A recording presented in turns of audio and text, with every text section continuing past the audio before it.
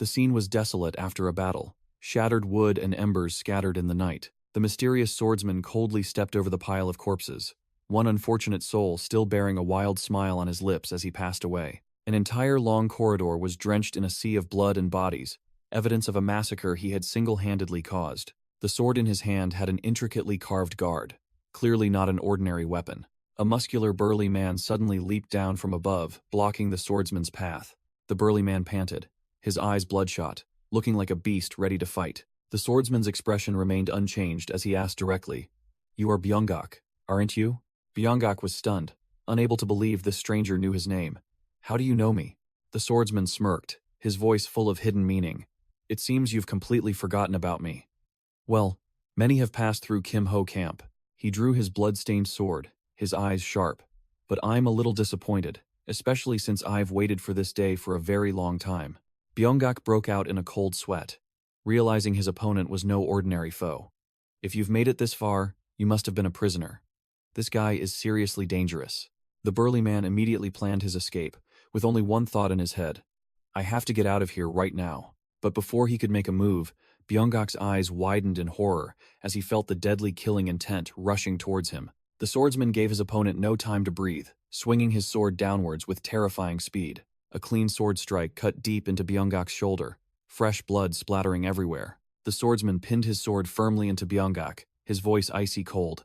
"It's a shame you turned away before I finished speaking." He continued his psychological torture, his eyes sharp as knives. "Next will be your arms and legs. Think carefully. 12 years ago." Hearing this, Byungak was startled as he suddenly remembered, his voice trembling. 12 years ago. Wait, could it be the escort from the Yunsung escort agency? The swordsman's eyes flashed with hatred, confirming all of his enemy's suspicions. Memories flooded back. A group of bandits led by a young Byungak were escorting a tied group of prisoners, among them the still young swordsman. It turned out that in the past, the young swordsman had been tied up like an animal, helplessly watching a red-hot iron rod pressed against his body. And the perpetrator was none other than the younger Byungak, his face grinning like a madman enjoying the fun. Sizzle! The hot iron rod was pressed directly onto his flesh, and the young swordsman let out a desperate scream of pain. The extreme physical pain made his eyes roll back, and he completely lost consciousness. Back in the present, that horrifying memory only made the swordsman's eyes even colder, filled with killing intent. Without another word, he lunged down from above, swinging his sword directly at Byungak, who was flattened on the ground. Byungak could only look up with an expression of utter horror, realizing his fate was sealed. Slash! An unstoppable sword strike tore through the bandit's body, black blood splattering. The swordsman's rage had not yet subsided. He continued to hack Byungak's body into pieces. The revenge was complete. The swordsman stood coldly over Byungak's mangled corpse. The 1-2-year debt had finally been paid in full. The swordsman looked down coldly, his voice full of killing intent. "This is the last one. Do you remember the name Sama Jian?" Byungak lay flattened on the ground, exhaling, his face blank with confusion. "What the hell are you talking about?" Standing over his enemy's mangled corpse, the swordsman recounted the old debt. 12 years ago, I was on an escort mission when you attacked and captured me. Then you sold me to the slave market." Horrifying memories flooded back. Byungak's eyes widened, and he stammered in fear. "That's right. Now I remember." The bandit tried to crawl and grab his avenger's leg, his voice pathetically pleading. "I was wrong back then." Samajian didn't even glance at him, only growling. "Never forget, the warrior of the Yunsung escort agency whom you sold into slavery." Without another word, Samajian plunged both hands into Byungak's chest, preparing to tear him in half, and declare, "My name is." With a wild grin, he roared the name that had haunted him for 12 years. Samajian. Slash. Fresh blood splattered into the air, a finishing blow that couldn't be more brutal. Only a pool of blood remained on the ground. Byungak had completely vanished, not a single intact piece of his body left. Poof! Ash and gore settled after the bloody purge. Samajian coldly looked down at Byungak's mangled corpse. His 1-2-year enemy had officially been eradicated. With a shing sound, he sheathed his sword, his movements neat and decisive, as if he had just done something trivial. He glanced back, his eyes sharp, but holding an important decision. Standing amidst the sea of dead bandits, Samajian told himself, "This is the last time my hands will be stained with blood. From now on, I will live a normal life." Crash! Suddenly, the ground shook violently, cracking open as if something was about to emerge from hell. A giant figure shattered the stone floor, standing tall amidst the swirling dust and smoke, its imposing aura dominating the entire area. A spiky-haired subordinate, seeing the scene, frantically yelled, "Boss!" From the rooftop, Sama Jian silently observed, realizing his retirement plan had taken an unexpected turn. The burly boss, with his mouth bandaged, stood amidst the wasteland, grinning wildly as he declared, "I've released all the prisoners," signaling a new wave of chaos was about to begin. Standing amidst the sea of corpses, the muscular boss asked Sama Jian how he felt after his revenge, and Sama Jian simply replied coldly, "You've worked hard." The boss scoffed at the story of his boss being sold into slavery, but Sama Jian admitted that revenge was not as satisfying as he had imagined. Sama Jian glanced at the pile of rubble, declaring that the final boss of the bandit camp wasn't here, but he would settle the score with him sooner or later. The boss suddenly asked a completely unrelated question. "Are you going back to your hometown now?" Sama Jian looked up at the night sky, a hint of relief in his eyes. "Yes, I can finally go home." He turned his back, decisively declaring that the bloody path of the demonic cult's foremost demonic sword would end here. The scenery changed, from deadly night to clear blue day, signaling a new beginning. Sama Jian and the muscular boss were now walking together on a new path amidst the vast grasslands. Sama Jian wondered why the boss was following him, and the other man casually replied, "I have nowhere else to go, and I'm also curious about your hometown, boss." The boss reminded Sama Jian that his first memory was from the demonic cult, and Sama Jian admitted that escaping that demon-forging furnace still felt unbelievable. A flood of memories began to rush back, Sama Jian immersed in the past, still unable to believe he was finally free. The current sky vanished, giving way to a different reality. The Heaven's End, demonic cult headquarters, appeared under the night sky, a fortress exuding death and oppression. A figure walked into the main hall. It was Sama Jian from many years ago, Sama Gayan. From his time as a killing machine for the demonic cult, his face cold as ice, eyes lifeless, ready to receive orders. The final boss of the past revealed himself, Guan Hyo, the cult leader of the Heaven's End demonic cult. An old man, with a majestic and cruel aura. Sama Jian stood alone, facing Guan Hyo and two other cult elders. The air in the room was thick with the scent of power. He clenched his scarred hands, a testament to his hellish training, then bowed to the cult leader. Guan Hyo's sharp eyes swept over, assessing his most capable subordinate. Wine trickled into a porcelain bowl, signaling a conversation that would be anything but simple. Guan Hyo, the demonic cult leader, sat regally on his throne, his icy gaze fixed on the newcomer. "I had hoped you wouldn't come." The cult leader gestured towards the large bowl, a challenging invitation and a test of skill. Sama Jian faced the enormous bowl of wine without a moment's hesitation, his aura no less imposing. He picked up a small wine cup. The liquid inside shimmered, reflecting the tension in the entire room. Draining it in one gulp, Sama Jian proved his mettle before the final boss. As Sama Jian personally poured wine for Guan Hyo, he went straight to the point. "The first time we met in the Black Dragon Palace, you made a promise." He reiterated the old agreement. "You said if we served the divine demonic sect for 10 years, you would grant us freedom." Sama Jian looked directly into the cult leader's eyes, his voice firm. "Those 10 years passed long ago, and the condition you set 3 years ago, I have also fulfilled." Guan Hyo took a sip of wine, his face full of sarcasm and disdain. "A promise? You say?" Clink!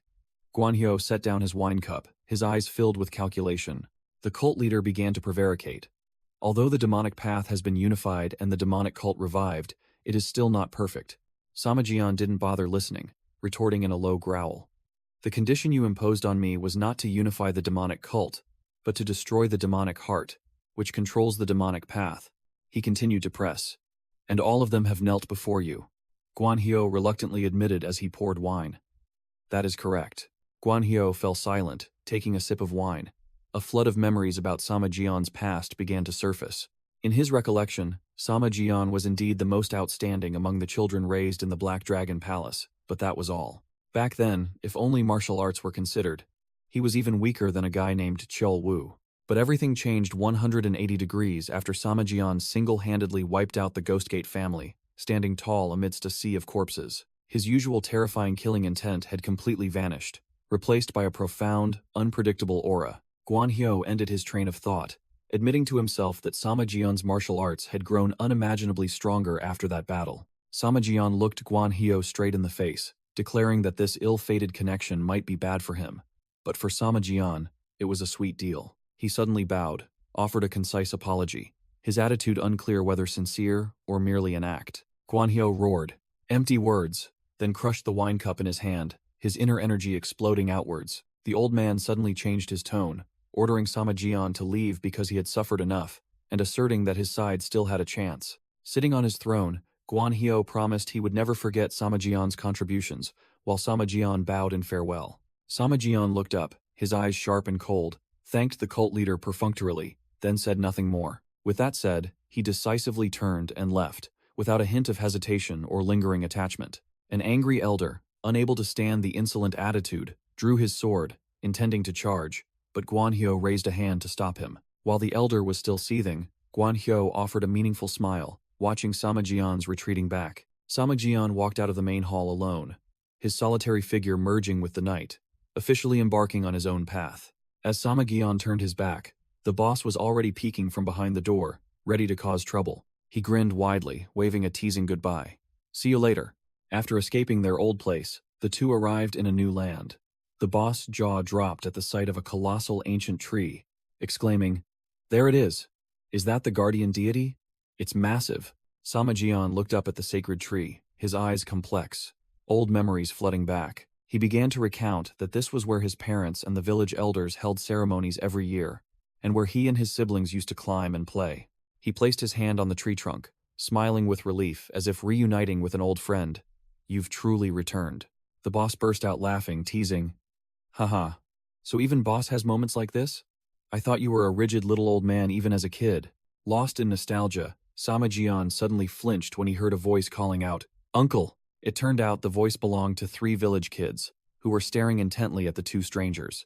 The leading boy pointed directly at him, his voice sounding like an adult's as he warned, "Outsiders aren't allowed to touch that tree without permission." Samajian chuckled, asserting that he wasn't an outsider, and asked the kids directly if they were from Peach Blossom Village. The kids looked bewildered, surprised that this stranger knew their village's name. Samajian looked at the sacred tree with nostalgia, explaining that it was the village's guardian deity and that he had lived here as a child. The leading boy's eyes widened, letting out an "ah," as if something had just clicked. He continued to describe the way precisely to his old thatched house near the pond to the north, making the kids even more suspicious. Samajian smirked, looking confident. Of course, the girl with two buns suddenly snapped, pointing directly at him. "Don't lie." Samajian froze, his face bewildered, not understanding what was happening. The girl immediately exposed him, declaring that place belonged to Adu, and Adu didn't have an older brother who looked like a bandit, making the boss behind him visibly annoyed. The other boy tried to salvage the situation. What if he's his uncle? But the girl delivered a fatal blow. What kind of ugly uncle is that? "This guy's lying, let's go." The boss's eyes blazed with fury. He roared, "You brats, who dares call me an ugly bandit?" But the kids had already run off. Samajian frowned, muttering the name Adu. He had never heard that name before. The boss, ignoring everything, casually plucked a plump peach from the tree. Crunch! He didn't hesitate to take a big bite. The boss's eyes lit up, praising, "Phew, so sweet, freaking sweet." He admitted he now understood why this place was called Peach Blossom Village. The boss eagerly offered, "Try one, boss." But Samajian coldly replied, "No need." The scene shifted to a clear, peaceful blue sky. A simple thatched house appeared by the pond, amidst a tranquil mountain landscape. Samajian walked towards the house, a thought echoing in his mind. "The house I saw in my dream." He looked up, his eyes wide with surprise, realizing everything was exactly as it was in his memories. Samajian confirmed with the boss that this was indeed the house from his memories, while the latter was still engrossed in eating his peach. As he stepped into the yard, the boss detected someone and called out cautiously, "Who's there?" Samajian immediately stopped, his sharp gaze sweeping forward, sensing the presence of a crowd. A grumpy old man, seemingly the leader, appeared to block their path. It turned out the entire village had come out, armed with hoes, shovels, and sticks, ready to confront the two strangers. A brave little girl hid behind the village elder's legs, her eyes full of wariness as she stared at Samajian. The village elder growled, asserting his claim. "This is Adu's house. What are you doing here?" Samajian was stunned, straining his neck to argue. "Adu? Impossible. This is the house our Sama clan has lived in for generations." The village elder squinted, looking closely, then suddenly hesitated and asked an unfamiliar name. "Perhaps Young Jang?" Samajian's eyes suddenly lit up. Recognizing the familiar face, he joyfully asked, You're Mr. Jiang from the village chief's house, aren't you? The village elder confirmed Sama Jian's words, but still looked bewildered as he asked for his identity, his voice trembling. That's right, but who are you? Sama Jian didn't say much, immediately grabbing the village elder's hand. He quickly explained, Uncle, I'm Sama Jian, the one who used to live here. But the village elder still stammered, unable to recall the name. The village elder's eyes widened, memories flooding back as he stammered, recognizing the familiar name.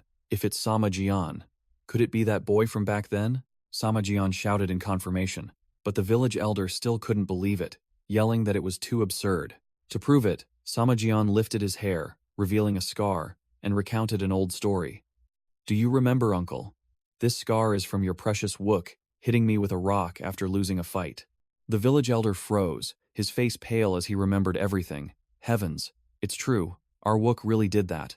Overwhelmed with emotion, the village elder rushed to embrace Sama Jian, calling him a rascal. He cried and questioned him relentlessly, wanting to know where Sama Jian had been, what he had been doing all these years, and what on earth had happened.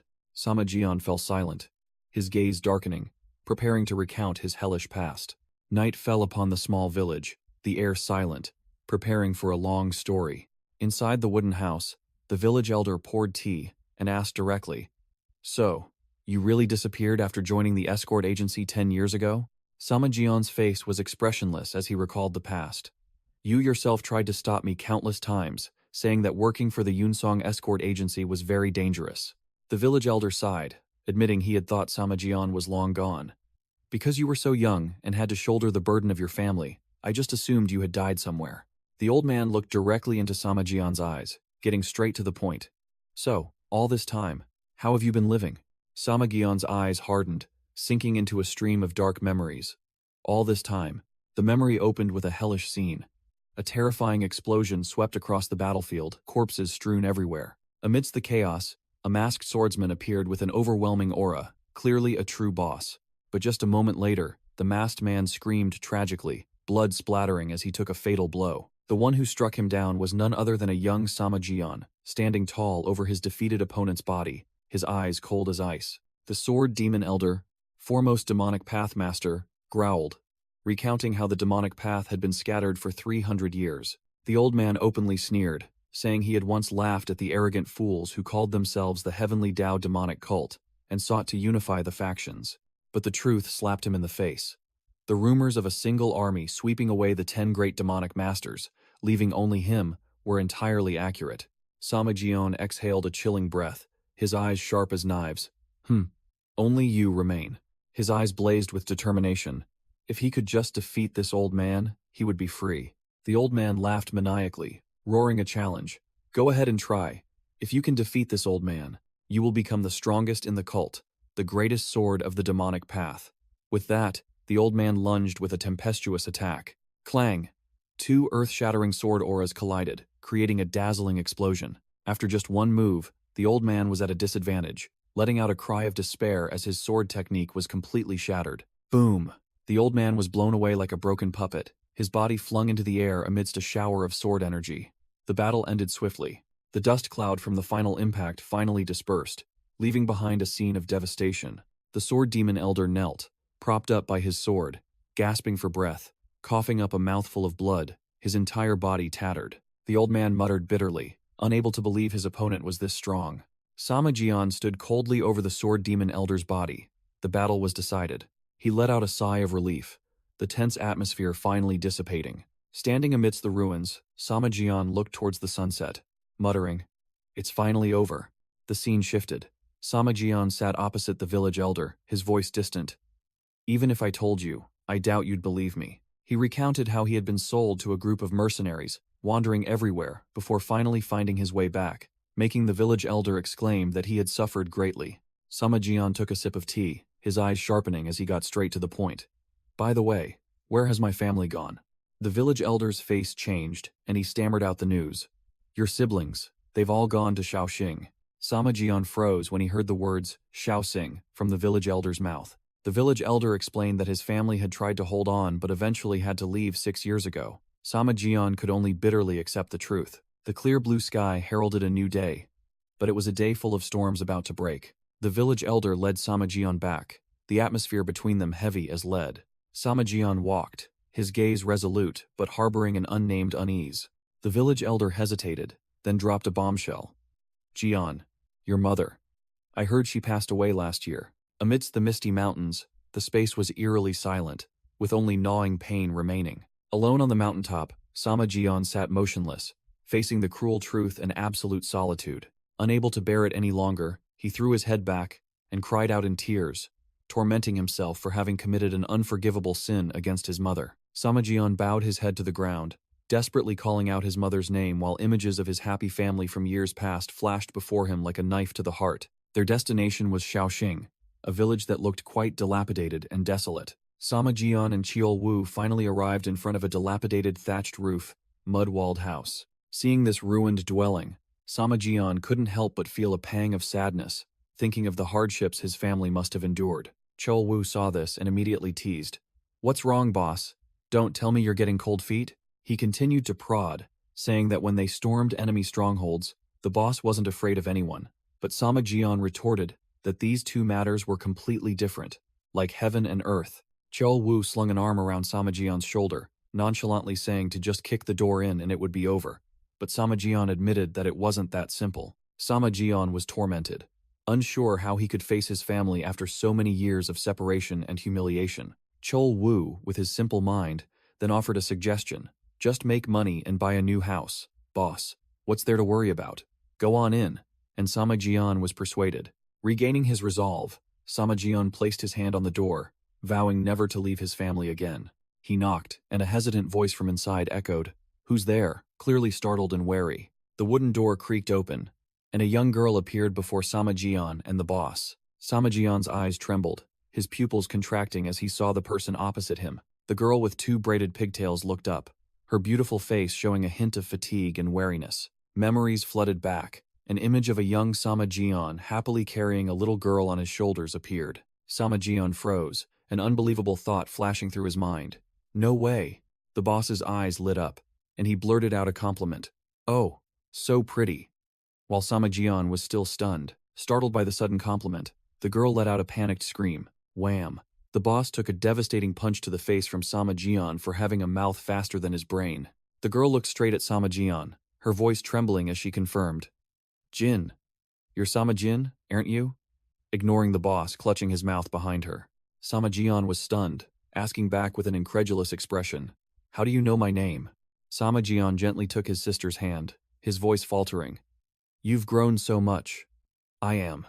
Suddenly, Samajian's eyes widened as he sensed something extremely unusual. He tightened his grip on the girl's hand, his face turning serious, as if checking for something. Samajian's sister's face turned pale, looking at her brother with extreme horror. Samajian was shaken, his mind screaming, "Why is there so much yin energy in Jin? What the hell happened to her?" The girl frantically pulled her hand away, screaming hysterically, "Let go of me." Pushed unexpectedly, she fell, sprawling to the ground. While Samajian was stunned by his sister's violent reaction, Samajian was completely bewildered, stammering to explain when he was cut off by a loud shout. A spiky-haired man led a group of aggressive people charging forward, roaring, "Who the hell are you bastards?" Samajian and the boss turned around, facing the newcomers, and the atmosphere immediately became tense. His sister's face was drained of color, stammering as she called out to someone who had just appeared. My brother." While Samajian was still bewildered, the spiky-haired young man didn't say much, roaring, "How dare you touch my sister?" then leaped up and launched a kick, straight at Samajian's face. Samajian merely tilted his body slightly to neatly dodge the devastating kick, his sharp eyes immediately recognizing the young man. "So you're Ho." The young man landed coolly, his voice growling as he confirmed his identity. "That's right. I am Ho of the United Will Society." With that, Ho stomped the ground to gain momentum, continuing to charge like a wild beast. The young man unleashed a flurry of consecutive combos, but to Samajian, it was all amateurish showmanship. He dodged every single one. In a flash, Samajian had circled behind and locked Ho in place, secretly thinking how much his two siblings, Jin and Ho, had grown, but also wondering why his brother was acting like those Blood Axe Clan bandits. Caught, Ho was utterly furious, drawing a dagger to stab sneakily, yelling, "Not only did you molest my sister, now you're trying to toy with me. I'll kill you." Clang! Another hand had timely blocked Ho's stab, hard as steel. Another brother appeared, holding Ho's hand tightly and sternly, warning, Ho, stop it. What the hell are you doing on Mother's Memorial Day? Samajian froze upon hearing Mother's Memorial Day, his mind racing. Could it be Hyun? Second brother gripped Ho's hand tightly, snapping, Get over here, little brother. You're swinging a knife without even knowing the situation. Have you gone crazy after joining a gang? Samajian silently observed, secretly thinking how fast his siblings had grown, while Ho still stubbornly argued. Dad said there's no gang. Just as he closed his eyes in relief that everyone was safe, Samajian suddenly widened his eyes, realizing an oversight. Seizing the opportunity, Ho broke free and yelled loudly, charging with a desperate knife strike. Clang! A large, sinewy hand effortlessly blocked Ho's knife blade. A muscular stranger appeared, crushing Ho's knife into fragments with his bare hands. Ho turned pale with fear, stammering to call the man a monster, but the giant merely sneered. The stranger flexed his bulging muscles, confidently declaring, That's right. This body is the Vajra Yaksha. Second brother angrily yelled, I don't know who the hell you are, but why would someone like you steal from my house? The boss craned his neck and loudly denied the theft. First it was bandits, now it's a thief. Do I look like a thief? Samagian unexpectedly cut off the boss's rant, his expression slightly serious. Wait a minute. Samajian turned to his siblings, hesitantly revealing the identity of the approaching group, leaving Ho and the other two stunned. Ho's eyes widened, his face turning pale as he recognized the name that had just been uttered. Blood Axe Clan. Samajian's eyes flashed, seemingly surprised by his siblings' reaction. From a distance, a group of grim-faced thugs, radiating an aggressive aura, were approaching, clearly members of the Blood Axe Clan. The Blood Axe Clan leader glanced around, his voice full of condescension. Who are these nobodies? I've never seen their faces around here before. The Blood Axe Clan leader stood blocking the way, jutting his chin out and asking the group directly, Who are you guys? No sooner had he finished speaking, the leader made his move, his scarred hand gripping Samajian's collar tightly. The leader pressed his face close to Samajian's, growling challengingly. Hey, are you deaf? I asked who you guys are. But Samajian merely glanced at him coldly, not bothering to respond. A spiky-haired thug from the Blood Axe Clan arrogantly asked the boss, What about this giant? Ho couldn't hold back, yelling loudly, This is United Will Society territory. What are you Blood Axe Clan bastards doing here? Samajian coldly confirmed in his mind. Blood Axe Clan. So this is them. Clan leader Scarface still gripped Samajian's collar, bluntly declaring, We've decided to take this place. Who's Guang Ho? Then roared curses. Ho was furious, pointing directly at them. You think bringing that monster is enough? Are you still coming all the way here to die? Clan leader Scarface sneered, his voice full of hostility. Cooperate, and we'll give you a gentle death. But Samajian merely brushed his hand away. The leader was about to ramble on. Then, slash. Before he could finish, Samajian's bare-handed chop struck clan leader Scarface's head directly, blood gushing like a spring. Splatter. The leader's entire head exploded, blood splattering everywhere, an extremely violent scene. All the Blood Axe Clan thugs and the boss's group froze, their faces turning pale with extreme horror. The spiky-haired thug of the Blood Axe Clan was stunned, unable to believe his eyes, then roared an order to his subordinates, Attack! Kill them all. Samajian merely glanced coldly, ordering his companion, Cheol Wu, deal with them. Cheol Wu smirked confidently, accepting the order with excitement. Understood, boss. Without hesitation, all the Blood Axe Clan thugs roared and charged, swinging their blades and swords towards Cheol Wu. Cheol Wu's eyes flashed with bloodlust, a savage smile spreading across his face as he prepared to join the fray. In a mere moment, Cheol Wu transformed into a storm, tearing through the enemy formation with his bare hands, blood and bone scattering everywhere. Amidst the dust and smoke, Cheol Wu dusted off his hands, casually remarking, just small fry.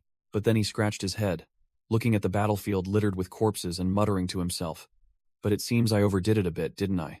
Ho, Hyun, and Jin stood frozen, mouths agape, utterly shocked as they realized a terrifying truth. He wiped out the bandits in an instant. Could they not be his accomplices? Cheol Wu turned, pointing at himself, and directly asking Ho's siblings with a challenging look. Well? Do we still look like their accomplices? All three were speechless, unable to utter a word. Samajian looked directly at his three stunned siblings, stating firmly, We are not bandits, Ho, Hyun, and Jin. He slowly brushed aside his bangs, revealing the distinctive scar on his forehead, and asked, Don't you recognize me? Hyun and Jin froze. Hyun stammered as he recognized the scar. That scar. Could it be you, brother? While Jin couldn't believe her eyes, Samajian smiled gently, confirming his return after so many years apart. Yes, I'm back. Hyun couldn't hold back any longer, rushing to embrace his long-lost older brother, sobbing uncontrollably, while Samajian could only comfort him. I'm sorry, I came back too late, didn't I? Ho and Jin still stood, rooted to the spot. Ho quickly pressed for answers about what had happened, but Samajian simply replied that it was a very long story. The group had returned home. Cheol Woo's hearty laughter rang out. Kuhahaha, I like this kid's personality. During the reunion meal, Cheol Woo put an arm around Ha's shoulder intimately and said to Samajian, back in the day, we had many guys like him under us. Didn't we, big brother?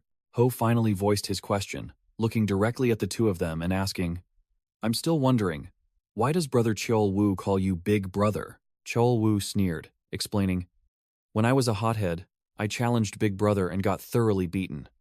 Besides, I owe him a few lives too. Which left Ho gaping in astonishment. Samajian coldly cut Cheol Woo off. Stop talking about useless things, while the other man could only force a smile, thinking to himself that big brother didn't want him to call them brothers. Jin quietly cooked while asking about everyone's situation over the past years. Hyun, who was eating, was startled when he heard Jin reveal that she was working as a porter at the Juhae escort agency. Samajian's eyes immediately sharpened upon hearing the words escort agency. Jin explained that she was apprenticing with Wook under the general manager's guidance, seemingly unaware of her older brother's concern. Samajian pondered, certain that their mother had vehemently opposed this decision. Hyun confirmed, that's right, mother opposed it even more than you'd think. Ho casually interjected while chewing, stating that it was only natural since Samajian himself had gone missing while doing that job, even blaming him for willingly leaving. Hyun immediately snapped back at his younger brother, sarcastically remarking that someone who idled in dark alleys had no right to speak, but Ho merely smirked, boasting that he earned more money. Hyun was furious, growling as he asked if Ho earned money by exploiting the weak, and asserting that their family didn't need such dirty money. Ho argued back vehemently, flatly denying any exploitation. How many times do I have to tell you that we don't do those kinds of things? Crash! Jin slammed the food plate onto the table, cutting short her two younger brothers' bickering. She yelled, annoyed that her two younger brothers were so inconsiderate. Our eldest brother just returned after 12 years, and all you two can do is argue? Before she could finish speaking, Jin suddenly froze, fresh blood gushing from the corner of her mouth. Samajian reacted like lightning, rushing to support Jin, who was staggering and collapsing, much to the astonishment of her two younger brothers. The moment he touched her, Samajian recognized the problem, his face paling. What is this? The yin energy in her body is too strong. Ho's mouth fell open, not understanding why his long-lost older brother knew about this. Samajian paid him no mind, his eyes sharp as daggers as he directly asked, have you taken her to a physician yet? What did the physician say? Hyun lowered his head, his voice full of helplessness. We've been to all the skilled physicians nearby, but no one knows the cause. Hyun admitted that the only person who made the most sense also gave the exact same diagnosis as Samajian. Excessive yin energy, causing cold limbs and a pale complexion. Despite her pale complexion, Jin tried to act tough, asserting that she was fine and could endure it. After speaking, she quietly retreated to her room, leaving her three brothers frozen in a tense atmosphere. Click. The wooden door slammed shut, heavy like the family's mood itself. Hyun began to explain that the reason their family had to move here was because they heard there was a physician in Shaoxing. Ho continued, his face gloomy, saying that Jin had barely survived until now thanks to medicine that supplemented yang energy. Otherwise, she would have been gone long ago. Samajian's face was stern as he cut straight to the point. Is there a cure? Hyun shook his head, admitting he didn't know if it could be completely cured, but alleviating it was possible at an exorbitant price. Hyun confessed that with the money he earned, he couldn't possibly afford it. The cost was beyond imagination. He lowered his head, admitting that if it weren't for the money Ho brought back, everything would have fallen apart, and he had no right to criticize his younger brother. Hyun buried his face in his hands in shame. Ho was stunned, while Samajian just stood there silently, his intentions unclear. Samajian placed a hand on Hyun's shoulder, ending his younger brother's self-reproach. He stood up, taking full responsibility as the eldest brother who had just returned, ordering his two younger siblings to stop blaming each other. Samajian declared bluntly, thank you. Don't worry about money. Tomorrow, we'll go see the physician. Hyun looked up, his voice full of gratitude yet weary. Thank you, big brother. You should rest too. Hyun quietly left the room, leaving the space to the others. Now only Samajian and Cheol Wu remained, the atmosphere growing quieter. Cheol Wu muttered as he poured wine. If I'd known this, we should have brought some with us back then. Samajian took a sip, his eyes sharp as he asked back. Brought what? Those bandits? Cheol Wu confirmed, explaining that they had hoarded a pile of riches, but Big Brother had ordered them to leave everything behind. He explained clearly. That treasure belonged to the captured people. It had to be returned to the families of the escort masters who lost their lives. Samajian nonchalantly stated that he had no intention of touching the bandits' money, while Cheol Wu could only nod, as Big Brother wishes. Cheol Wu suddenly had an idea, his eyes gleaming. Remember that item we got from the demonic Buddha temple? Selling it would be more than enough. Changing the subject, Cheol Wu asked about Jin's condition, but Samajian, while pouring wine, curtly replied, I'm not a physician, I can't be sure. Nevertheless, Samajian gave a professional diagnosis. The energy balance in her body is shattered. Yin energy is excessively dominant. Cheol Wu innocently suggested, then why don't you transmit yang energy into her? With Big Brother's internal cultivation, it would be easy. Samajian poured cold water on the idea, asserting that the problem wasn't that simple. I tried transmitting some yang energy, but it was completely useless. He explained further in a serious tone. I couldn't even find the meridians for the yang energy to penetrate, which left Cheol Wu stunned. Samajian concluded with a harsh statement, his eyes heavy. If things continue like this, Jin will die soon. The group arrived before a large building, a wooden sign proudly displaying Qingshin Institute. Samajian, Cheol Wu, Ho, Hyun, and Jin all looked up. This was their last hope. The group arrived at Qingshin Clinic, but what greeted them was an incredibly long queue. Cheol Wu grumbled about being too late. Samajian observed with a cold expression, concluding that the doctor here must be truly skilled, which explained the large crowd. Ho smirked confidently, asserting that this doctor was famous throughout the region, and told the group to wait and see the show. The whole family stood watching, with Ho at the front, seemingly having his own plan to deal with the queue. Ho separated from the group and walked straight towards a gang of thugs collecting protection money, greeting them extremely cordially. Hello, big brothers. Cheol Wu looked bewildered, not understanding what was happening. Hyun concisely explained, that's the United Will Society. They specialize in extortion under the guise of maintaining order. Cheol Wu grew even more confused when he saw Ho putting his arm around the thugs, while they, in turn, were unusually submissive. Cheol Wu wondered if they weren't hailed as pillars of the community just yesterday. Hyun scornfully replied, Pillars, my ass. They're just a bunch of small fry. Upon hearing this, Cheol Wu burst into hearty laughter, realizing that the pillar label was just a joke. Ho waved to the group after finishing his conversation with the thugs, signaling that everything was resolved and it was time to go in. Cheol Wu chuckled gleefully, patted Samajian's shoulder, saying he was truly reliable, and urged him to go in, while Samajian remained silent. The group entered the courtyard of Qingshin Clinic, an extremely vast and bustling place with people coming and going, from doctors to patients.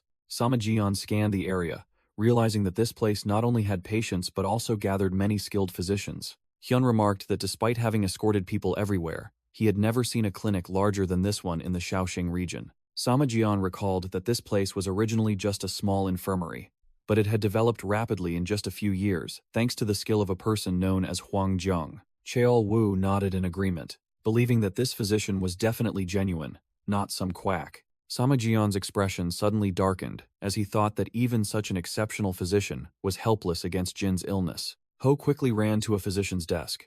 The physician recognized him and asked why he had come on the wrong day. Ho replied that something urgent had come up and requested to see the master physician. The assistant immediately agreed and invited the group inside to wait.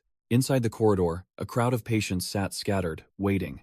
Some were bandaged, others looked frail, and the atmosphere was incredibly heavy. The room door opened, and Samajian's entire family entered, ready for the meeting. A young master physician with gray hair stepped out, smiling as he said he was very surprised by their visit and had worried that the girl's condition had worsened. The master physician sat down at eye level with Jin, observed her, and then said with relief that fortunately, she didn't look worse. Ho quickly explained that it wasn't that, but rather because his older brother wanted to meet the master physician, which was why they had come in such a hurry. Samajian clasped his hands and introduced himself. The master physician returned the gesture, introducing himself as Huang Zheng, and saying that he had treated this family for many years but had no idea they had an elder brother.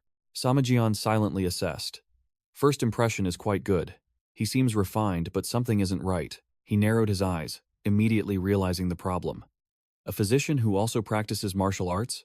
Huang Zhong's aura is not ordinary. Cheol Wu also noticed, whispering to his big brother that this guy was quite skilled. Sama Jian glanced in agreement, confirming that this master physician was definitely a martial arts expert. Sama Jian got straight to the point, explaining that he had been away for some time, and upon his return, he heard that his sister Jin was seriously ill, and immediately came here upon learning that Huang Zhong was treating her. Huang Zhong smiled meaningfully, replying that it wasn't exactly treatment, and then politely invited the group inside. Huang Zhong began taking Jin's pulse, his skilled fingers gliding over her wrist. Sama Jian, Cheol Wu, Ho, and Hyun stood around, the atmosphere as tense as a drawn bowstring.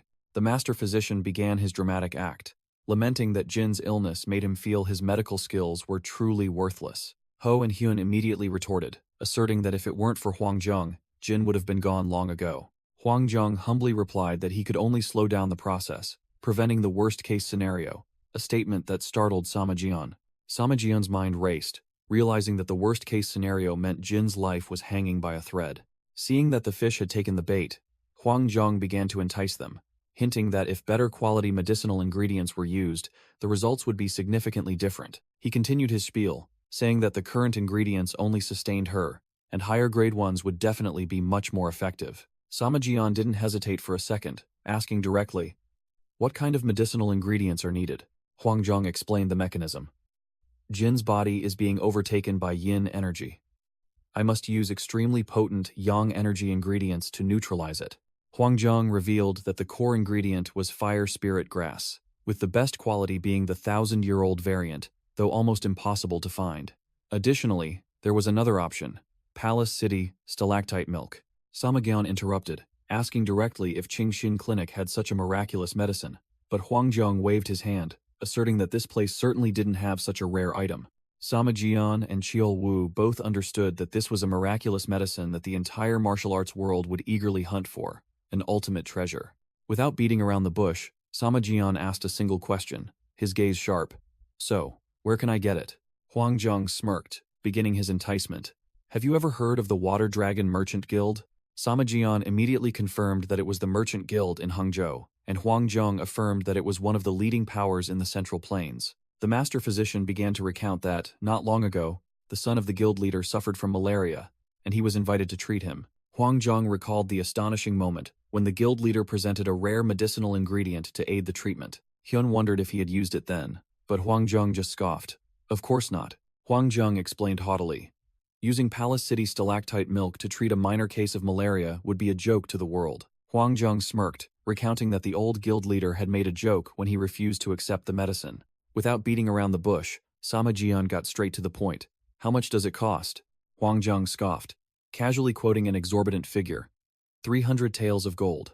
Hyun and Ho gaped, completely shocked upon hearing that insane price. Hearing this, Jin could only lower her head in silence, the burden weighing heavily on her brother's shoulders. Hyun's face paled as he mumbled, calculating that 1 tael of gold was enough for Jin's medicine for half a year. Sama Jian turned to Cheol Wu, asking hopelessly, "Can we buy it on credit?" The protector responded with a look that said, "Do you even need to ask?" Cheol Wu admitted that the money they carried was negligible, but then an idea struck him. "Perhaps it will be enough if we sell that thing."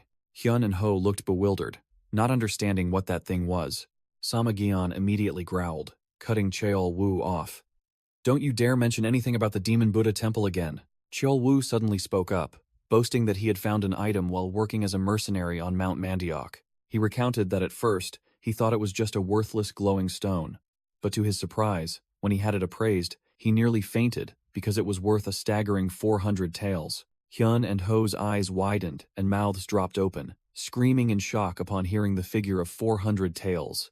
Jin's eyes welled up with tears as she joyfully called out her brother's name with all her hope. Sama Jian placed a hand on his sister's shoulder, his gaze resolute as he promised to save her at all costs. With money in hand, Sama Jian turned to look directly at Huang Zhong, declaring that he would buy the cave stalactite milk and requesting a meeting be arranged. Huang Zhong grinned, quickly agreeing to contact them immediately. The scene shifted to a grand building under a clear blue sky. That was the Water Dragon Merchant Guild, a formidable financial power. Inside, Sama Jian and Cheol Wu stood before a guild appraiser, while 4 scribes diligently took notes at another table. Upon meeting, the plump-faced guild leader, wearing a dazzling golden crown, declared with powerful finality, "We're not selling." Samajian spun around, his eyes sharp as knives, asking coldly, "What did you just say?" While Cheol Wu behind him frowned in annoyance. She tilted her head up, repeating each word condescendingly, asserting that she would not sell the empty cave stalactite to people like them. She sneered, revealing her golden tooth in a superior manner, and growled, "Understand?" Contrary to expectations, Samajian remained terrifyingly calm, asking directly, "What is the reason?" The guild leader glanced down at the azure luminous night pearl on the table, pouting dismissively. "This isn't enough." Samajian's eyes narrowed. He remained silent for a moment, clearly analyzing the old woman's trickery. Samajian pressed, "Do you think this is fake?" But she immediately dismissed it, confidently boasting that, as the head of the Water Dragon Merchant Guild, her eye for goods couldn't be wrong. She admitted it was definitely a genuine high-quality luminous night pearl, which made Samajian even more confused, pressing, "Then why?" The guild leader fell silent, her plump face revealing a cunning expression. She was clearly trying to make things difficult without any legitimate reason. The guild leader began to reveal her hand, admitting she had joked with the smiling-faced demonic physician about the price of 300 taels of gold, and that she had never actually intended to sell the item. She narrowed her eyes, asking Samajian pointedly if he understood why she had to bring out such a precious item. Samajian replied coldly, stating directly that he knew she brought it out to cure her son's malaria, an extremely difficult disease to treat. Cheol Wu listened in silence as the guild leader confirmed it was indeed the empty cave stalactite, a divine medicine capable of bringing the dead back to life, as rare as plucking stars from the sky. She continued her spiel, claiming that if the martial world knew the guild possessed this hot item, the place would immediately become a target for attack. She showed off the azure luminous night pearl, explaining that she had kept it extremely secret and had asked the smiling-faced demonic physician to promise to keep quiet after learning about it. Samajian and Cheol Wu remained silent, while the guild leader confidently asserted that she knew the demonic physician was not one to easily break a promise. She feigned speculation, suggesting that the demonic physician must have encountered a critically ill patient, which led him to inadvertently reveal the secret, and that patient was none other than— Samajian's eyes sharpened. He fully understood who among his group this old woman was targeting. The guild leader concluded, praising her own discernment and declaring that since the secret was out, someone would eventually come to steal it, so she had to deal with it immediately. The guild leader began her gambit, flatly stating that she would not easily hand over the precious divine medicine, and this was the time for a merchant to demand a high price when demand exceeded supply. With a smile that revealed her golden teeth, she declared with finality, "I'll take 500 taels." Cheol Wu's eyes widened in disbelief at the exorbitant price, while Samajian remained perfectly still, his expression unchanged. She picked up the luminous night pearl, praising it as high quality while simultaneously beginning to disparage it. She criticized the pearl as too small, making it difficult to sell for 400 taels of gold, unless she found the right buyer willing to pay. She concluded the pearl's value was meager, at best around 300 taels, which made Samajian frown. She began calculating like a true merchant, adding 100 taels for breaking confidentiality, and 100 taels for the sudden surge in demand, concluding that if they paid an additional 200 taels, she would hand over the empty cave stalactite. Cheol Wu couldn't hold back any longer, yelling with bulging veins, "Has this crazy old swindler lost her mind?" He roared that there was a limit to nonsense, then threatened to blow this entire merchant guild to pieces. Samajian calmly interjected, "Stop. Why do you always resort to your fists instead of using your brain?" Samajian turned to ask Cheol Wu about their remaining money. He reported they had about 120 taels and some miscellaneous items. Cheol Wu annoyedly suggested keeping 100 taels, but Samajian coldly declared that they only needed enough for living expenses and to throw out the rest.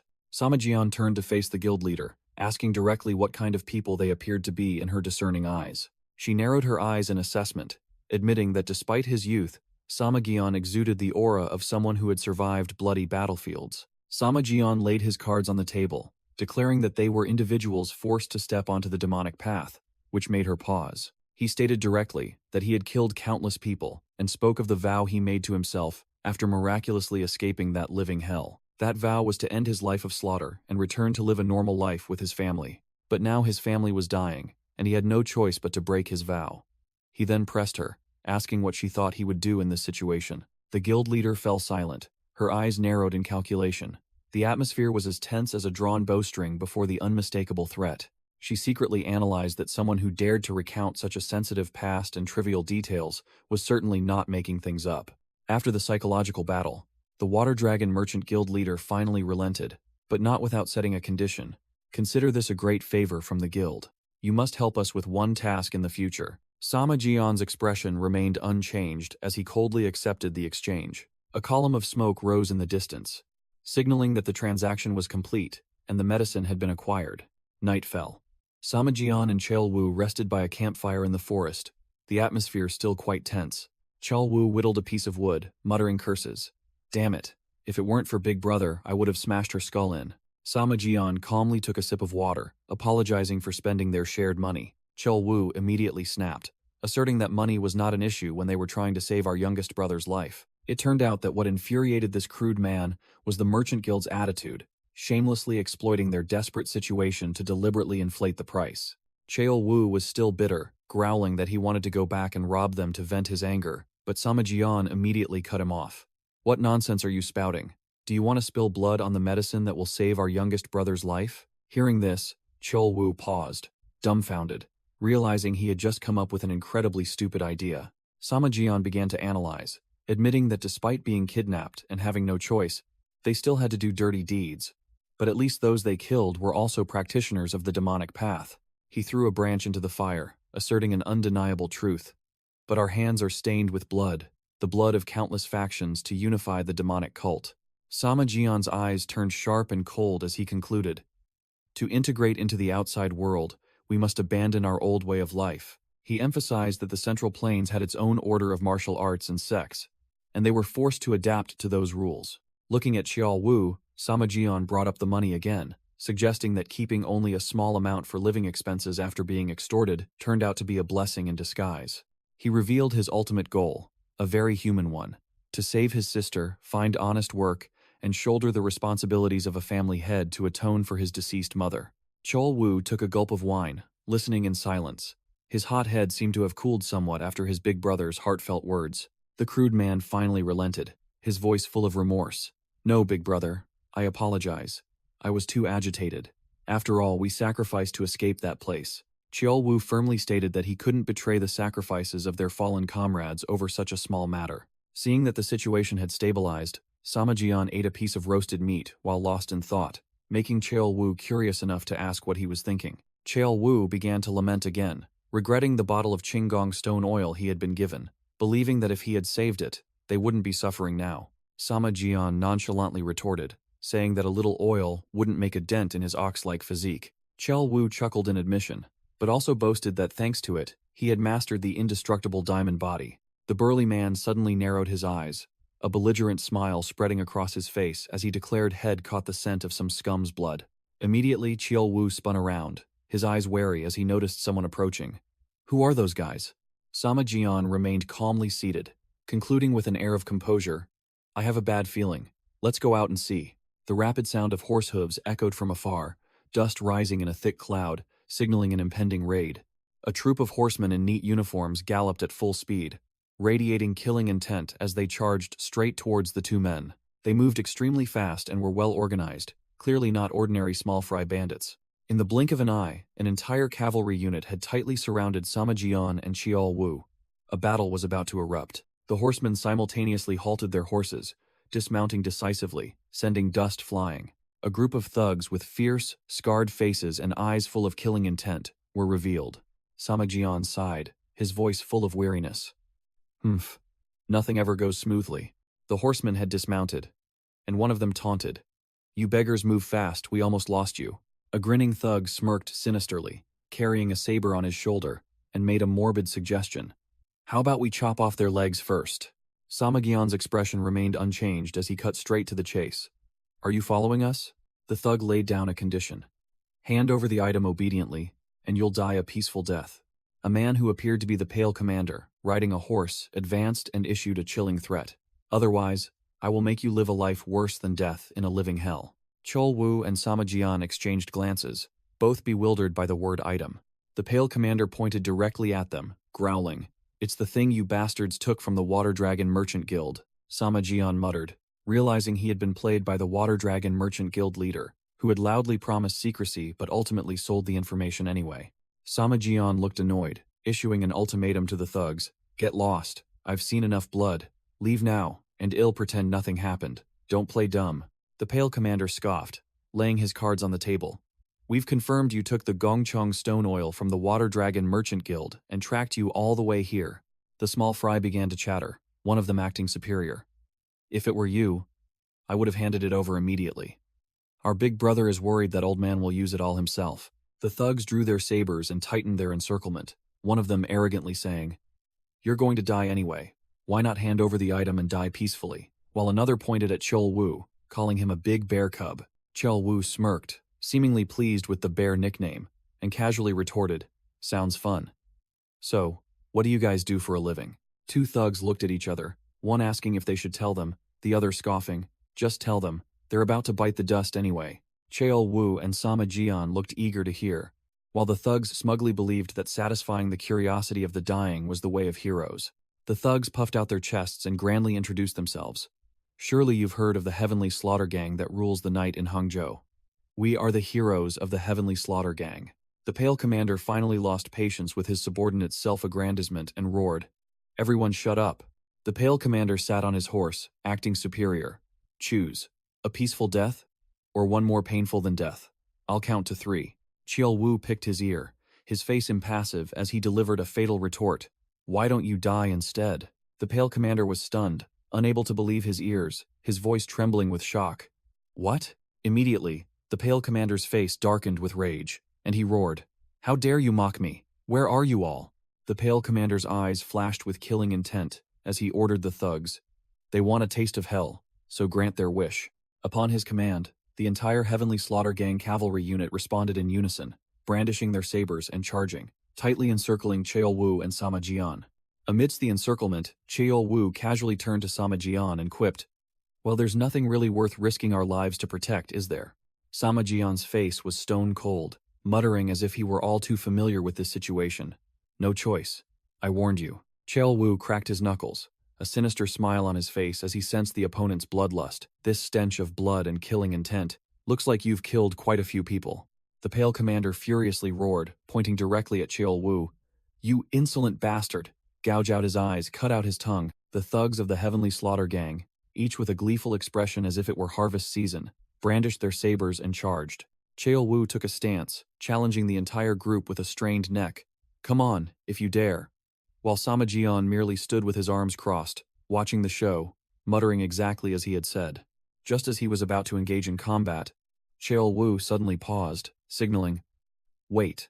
Cheol Wu turned to Sama Jian with a puzzled expression. Why? While Sama Jian maintained his indifferent attitude, Cheol Wu's eyes widened, as if he had just noticed something unusual happening behind the bandits. From within the forest, a group of 3 strangers appeared, led by a woman with an extraordinary aura, followed by 2 guards. Seeing the interruption, Cheol Wu looked visibly annoyed. Oh, come on. While Sama Jian merely glanced over. The situation suddenly became a 3-way standoff, with Cheol Wu and Sama Jian caught between the horsemen and the newly arrived group, making him exclaim, What? Who are those guys? The strange woman looked at Cheol Wu and Sama Jian, offering a sympathetic remark. It seems some unfortunate merchants are being robbed. They look so scared. How pitiful. She looked directly at the 2 men, offering help. You 2 seem to be in a bit of trouble. Do you need assistance?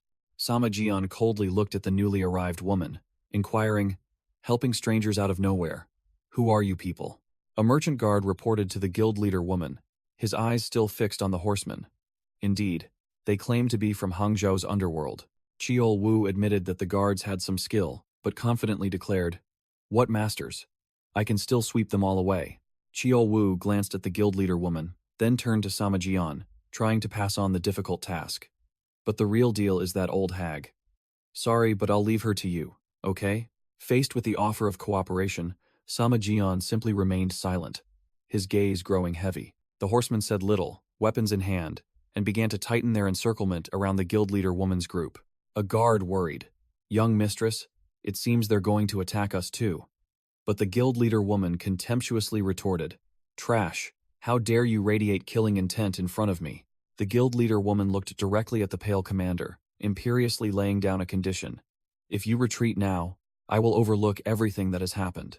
The pale commander muttered, calculating, thinking that the other group might be guards from some clan, but the main objective remained the Gongchang stone oil. Provoked by the opponent's arrogant attitude, the pale commander furiously roared, "You don't know your place, yet you dare to lecture me. Kill them all." At his command, the horsemen roared and charged like a pack of hungry beasts, aiming straight for the hat guard. The hat guard slowly drew his sword, his eyes sharp and full of disdain. Insects. With a whoosh, the scabbard was tossed into the air, and the hat guard began his move. The sword blade flashed a deadly blue light, cutting cleanly through the formation of the fiercely charging horsemen. Slash. With just one move, a storm of sword energy erupted, sweeping away everything in its path. Amidst desperate screams, both men and horses of the horsemen were torn apart, vanishing in a cloud of blood and dust. Having finished cleaning up, the hat guard stood tall amidst a battlefield littered with enemy corpses. A horseman, who miraculously survived, crawled back, his face drained of blood, reporting with a trembling voice, "Big brother, they are masters." The hat guard sheathed his sword with a nonchalant expression, as if dusting off his hands, a few drops of the thug's blood still clinging to his cheek. The recent display made Chiol Wu's eyes widen in surprise, and Sama Jian also paid attention, muttering, "Oh? Not bad." The pale commander, utterly enraged, let out a roar. He furiously leaped from his horse, brandishing his sword and charging straight at the other guard. Clang! The two blades clashed, sparks flying in midair, and a solo battle began. But the goatee guard deftly dodged the attack, turning the commander's strike into a farce. The goatee guard smirked, his voice full of sarcasm. "You didn't leave when the lady spared you. Now it's too late. Oh well, this is more fun." The commander, seething with rage, gritted his teeth as he faced his formidable opponent. He put all his strength into a cleaving strike, but the goatee guard merely raised his sword to parry it effortlessly, even offering a remark. "Oh, not bad." The commander roared, pouring all his life's strength into the futile strike. In a flash, the goatee guard had glided past, leaving behind a clean sword cut. The commander only managed a final scream as blood gushed from his back like a fountain, and he collapsed on the spot. The pale-faced commander fell face first to the ground, only managing a bitter groan before he perished. The goatee guard turned to his comrade, his tone teasing, "What the hell took you so long?" The hat guard looked at the commander's corpse, wondering if he was truly a tough opponent, while the goatee guard admitted, he must have had some skill to be a boss. The result of the sweep: a pile of corpses lay scattered, while the survivors threw down their weapons and knelt, surrendering. The hat guard regretted not being able to kill them all, but the lady's order was to spare their lives, and the goatee guard could only nod. "Indeed, Our Lady." Sama Jian clasped his hands and bowed, thanking the group who had just come to their aid. "Thank you. We owe our lives to you." The guild leader woman appeared, smiling politely in response. "It's nothing. Helping people is what we should do." Sama Jian politely excused himself, saying that although they wished to express their gratitude, their group had urgent matters to attend to. The guild leader woman waved her hand, telling Sama Jian to go about his business, and that they would handle these prisoners themselves. Before leaving, Sama Jian solemnly declared, "My name is Sama Jian. If the opportunity arises, I will surely repay this kindness." No sooner had they left than Chiol Wu grumbled that Sama Jian's promise to repay them sounded overly sentimental, only to be snapped at by his boss. "Shut up." Watching the two figures depart, the goatee guard called them rude, while the guild leader woman remarked that they were strange and should have cleaned up the battlefield before leaving. The hat guard wondered why she let them go, and the guild leader woman smiled, replying that it was because they had politely asked for permission. But then she confessed, "Actually, I was very scared." Suddenly, the guild leader woman's eyes widened, as if she had just realized a terrifying truth. Seeing this, the two guards anxiously asked, "What's wrong, lady?" The guild leader woman's face paled, her voice slightly trembling as she explained what truly frightened her. Those two showed no fear at all. The two guards still didn't understand, so the guild leader woman had to emphasize once more that they were completely devoid of fear. She pointed towards the pile of horsemen's corpses, explaining that even witnessing such a bloody scene, those two remained completely unfazed. The guild leader woman concluded that their attitude was as if they were watching a play, completely detached, which sent shivers down the two guards' spines. The scene shifted to a wooden sign hanging in front of a building, with the words, "Pure Heart Clinic" carved into it. Sama Jian entered the Pure Heart Clinic, a rather impressive medical clinic, fully stocked with medicinal herbs. A sound echoed, and Sama Jian spun around sharply, his eyes keen. Huang Zheng, The youthful physician rushed out, asking eagerly, "Did you get it back?" Sama Jian calmly replied, "Yes, thankfully I retrieved it safely." As he took off his satchel, Huang Zhang felt apologetic for not accompanying him. But Sama Jian brushed it off, saying that information about the Gongqing stone oil was more than enough. Huang Zhang inquired about the younger brother who had accompanied him, and Sama Jian replied, "I sent him to pick up our youngest sibling." He added that he had urged him to go quickly, so he should be here soon, his face full of confidence. Huang Zhang was a little taken aback by the answer, only managing to reply, "Ah, I see." Sama Jian suddenly realized he had been a bit abrupt, thinking to himself, "Damn, it seems I was only thinking of myself. He looks like he's busy with something urgent." He immediately apologized, explaining that he was eager to use the Gongqing stone oil to treat her right away, which was why he was in such a hurry, but Huang Zhang waved his hand, saying it was no problem. Huang Zhang explained why he hadn't gone with him. "The truth is, guests from my main clan have arrived." Sama Jian was also stunned upon hearing this, muttering, "Your main clan." Huang Zhang's expression was a little tense, his hand covering his mouth as if about to reveal a shocking secret.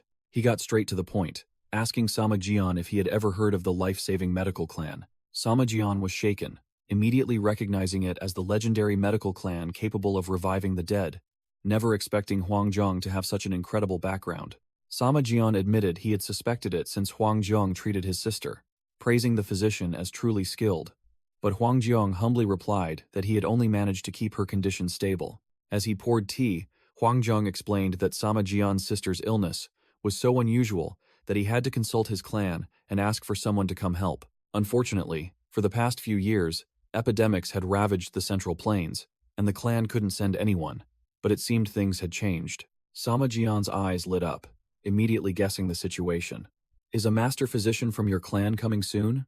Huang Zhang confirmed, saying that he had business in Hangzhou and was only passing through Shaoxing and would return to examine Sama Jian's sister once his work was done.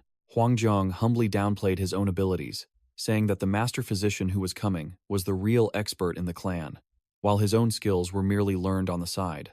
Sama Jian was immensely grateful, bowing deeply and thanking him profusely, but Huang Zhang humbly replied that it was simply what he should do. Huang Zhang stated beforehand that he would try to finish his business as quickly as possible to return, but couldn't promise an exact date. Sama Jian scoffed confidently, declaring that as long as his sister was saved, waiting any amount of time was a small matter. Hearing this, Huang Zhang broke out in a cold sweat, his face paling, and he stammered as if there was something extremely difficult to say. Sama Jian immediately sensed the abnormality, his face turning cold as he asked directly, "Is there a problem?" Huang Zhang's inner self screamed. He couldn't bear to extinguish the other's hope, telling himself that one could never be certain about illness. In the end, Huang Zhang chose to quietly slip away, evading the issue and promising to contact him later. The scene shifted to a distant place, a wisp of white smoke drifting in the clear blue sky. It turned out to be an isolated, peaceful village nestled among the mountains, home to the legendary medical clan. After so many trials and tribulations, the Sama Jian siblings finally had a proper family meal, with Jin and Hyun serving food to their eldest brother. As soon as Jin finished serving, she quickly turned to leave, and Hyun immediately asked, "Where are you going, sister?" She replied curtly while scooping rice, "Wuxi." Sama Jian frowned upon hearing this, remarking that Wuxi was far to the north, a considerable distance away. Hyun maintained an optimistic expression, confidently declaring that if nothing went wrong, they'd be back in half a month. Hearing the word "if," Sama Jian immediately fell silent, his eyes sharpening, clearly recalling his deadly past. He turned to look directly at Hyun, beginning to question him. "Hyun, I've wanted to talk about this for a long time. Are you really going to continue being a porter?" Hyun replied nonchalantly, "Well, I think I should continue, right?" Sama Jian growled, warning about that deadly, dangerous profession, emphasizing that he himself had lost 12 years because of it. But Hyun was firm now. He retorted calmly, "I started when I was 17. It's been 5 years. What good does it do to be afraid of things that haven't happened yet? Besides, this place pays much better than other escort agencies." Sama Jian seriously declared that he had savings, enough for Hyun to quit the risky porter profession. Hyun was stunned, immediately retorting, "Huh? Didn't you say you spent all your money buying Gongchang stone oil?" Sama Jian was speechless, sweat pouring down. Exposed, Sama Jian abruptly turned away, pretending not to hear, while Chol Wu and Ho behind him also flinched. Chol Wu scratched his head and forced a laugh. stammering that he'd accidentally blurted it out because Samajian kept pressing him, while the eldest brother turned his back, his face flushed with embarrassment. Hyun snapped, questioning Samajian why he was secretly doing that for Cheol-woo, then bluntly asked, "Even if we have money, what the hell can we do with it?" Samajian backed down, suggesting they buy fields and farms, but immediately contradicted himself with a fatal question. "But have you ever farmed before?" The group began to argue. Hyun said he only knew how to do odd jobs. Samajian suggested trading, but Hyun complained it was even harder than farming.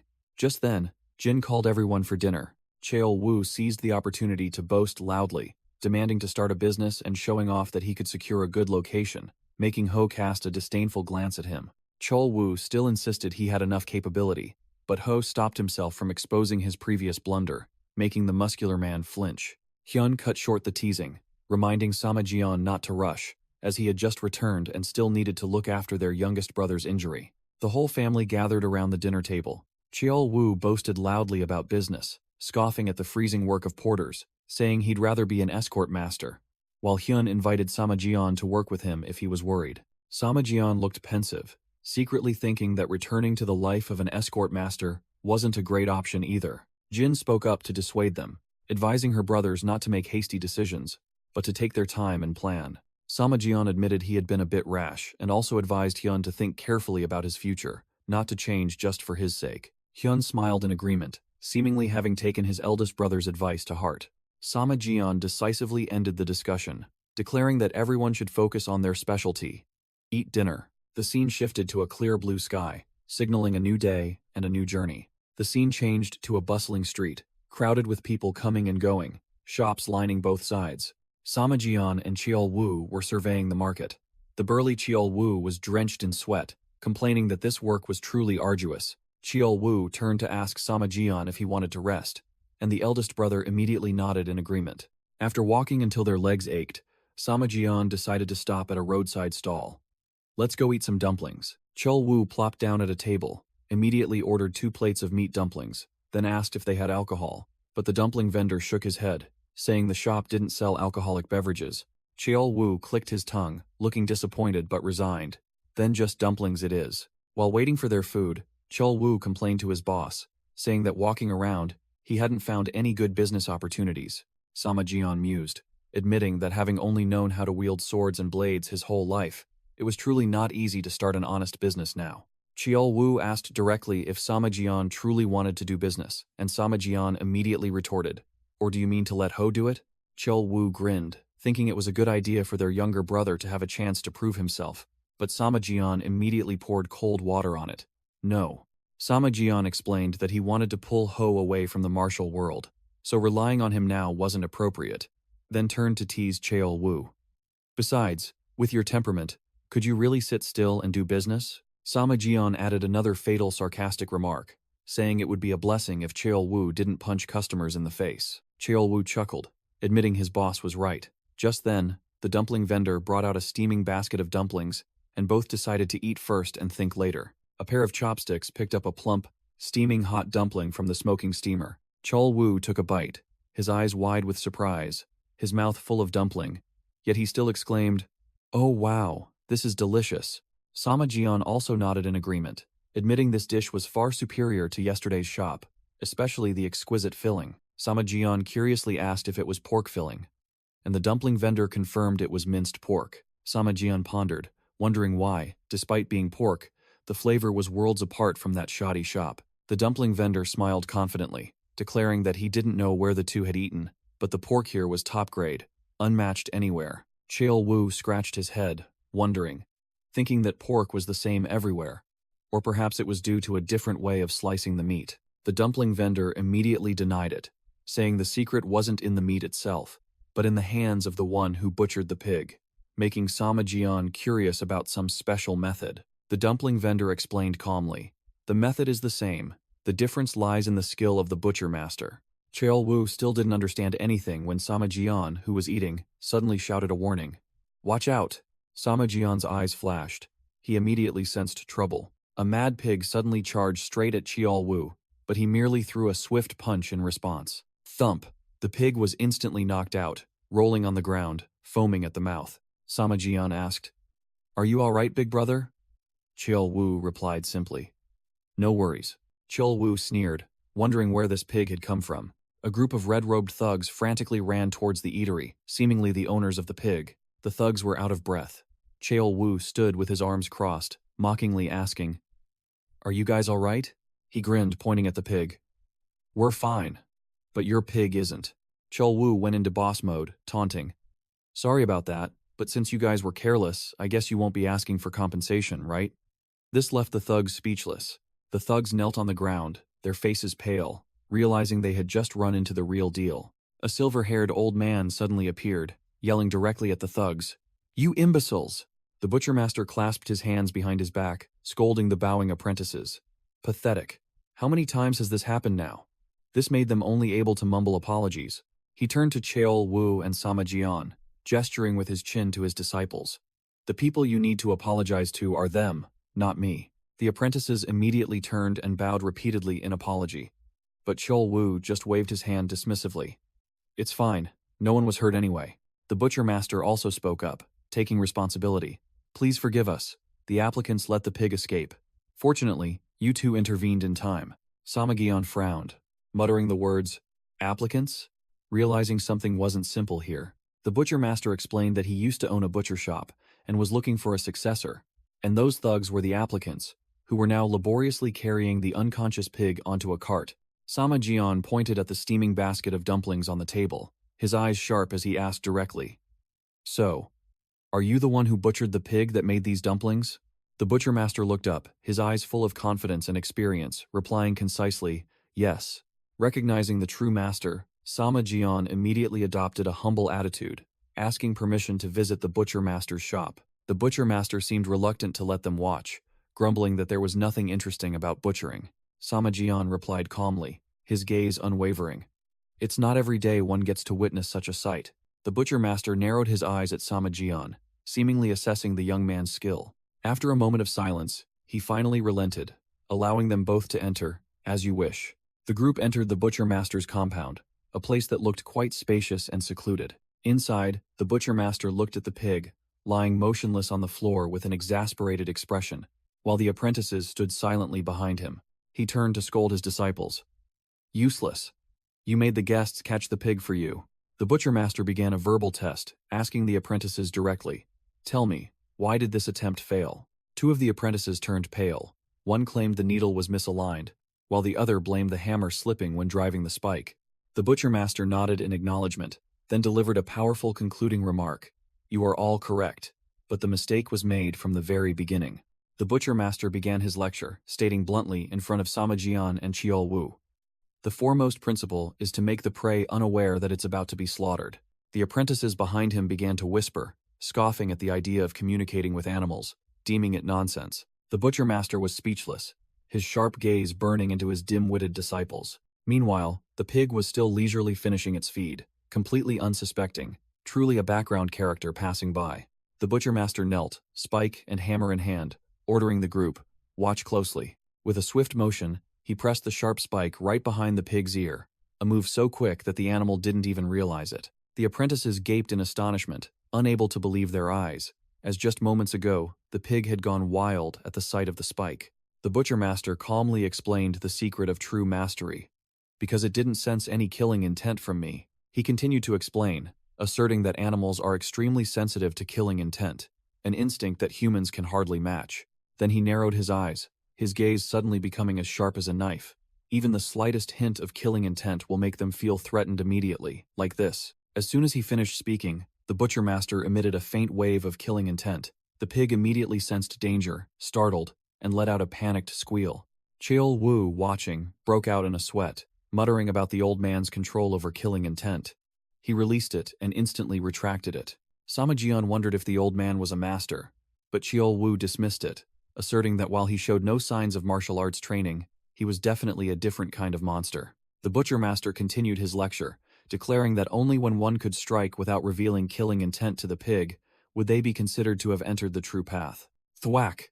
A crisp sound echoed, and the spike was driven straight into the pig's head. Sama Jian, Cheol Wu, and all the apprentices stared wide-eyed, mouths agape in astonishment at the lightning-fast strike. The butchermaster further explained the caliber of the blow. It must be finished in one strike, so fast that the animal doesn't even realize it's gone. Sama Jian couldn't hide his horror. Insane. It died without even a squeal. Cheol Wu also nodded in agreement, acknowledging it was a perfect finishing blow.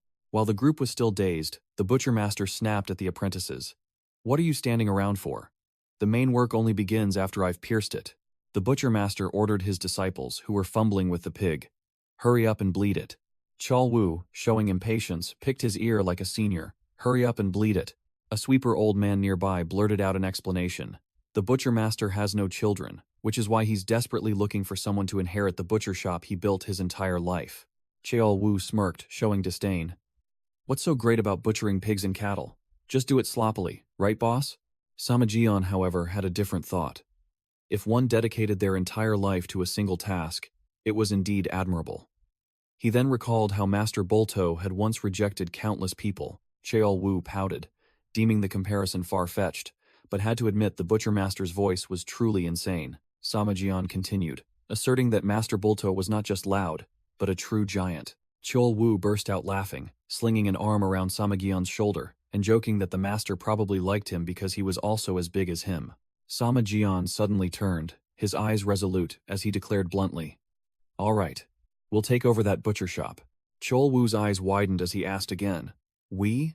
Sama Jian nodded firmly, explaining that they had searched all day and found no one willing to hire them. Sama Jian stated frankly that he wanted a respectable job so he could confidently tell his siblings, as hiding his past had become too exhausting, leaving Cheol Wu speechless. The butcher master glanced over, his eyes filled with scrutiny and disdain. Sama Jian cut straight to the chase, declaring his intention to apply, which made the butcher master raise an eyebrow and ask, "You too?" The butcher master sneered, clearly taunting. "Heh, you probably think this job is easy pickings after seeing me do it, don't you?" Without further ado, he did a complete 180, coldly dismissing them. "Apologies, but you two should leave," Sama Jian humbly replied, acknowledging the old man's skill. "No. After witnessing your single strike, how could we dare to think that?" This surprised the butcher master somewhat. He continued to flatter, calling the old man's technique a one-strike kill, a skill honed over years, leaving the butcher master speechless. The butcher master gestured for them to wait a moment, then led them both to the filthy pigsty. He leaned on his staff, herding a fat pig out of the pen, as if a test was about to begin. Sama Jian stood facing his test, his gaze completely unwavering. The butcher master gave a very direct challenge. "If you want to take over this place, you must at least know how to butcher a pig. Show me your skill." Sama Jian calmly declared, "I've never butchered one before, but let me try." He sat down, hammer and spike in hand, facing the pig that was engrossed in eating, oblivious to its surroundings. The sharp spike pointed directly at the center of the pig's forehead.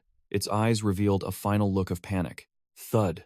A spray of blood shot into the air, clean and decisive, without a single sound. The butcher master froze, mouth agape, as he witnessed Sama Jian's single, absolutely clean strike. The old man was utterly shocked, muttering, "Unbelievable. What I've practiced my whole life, you copied with such ease."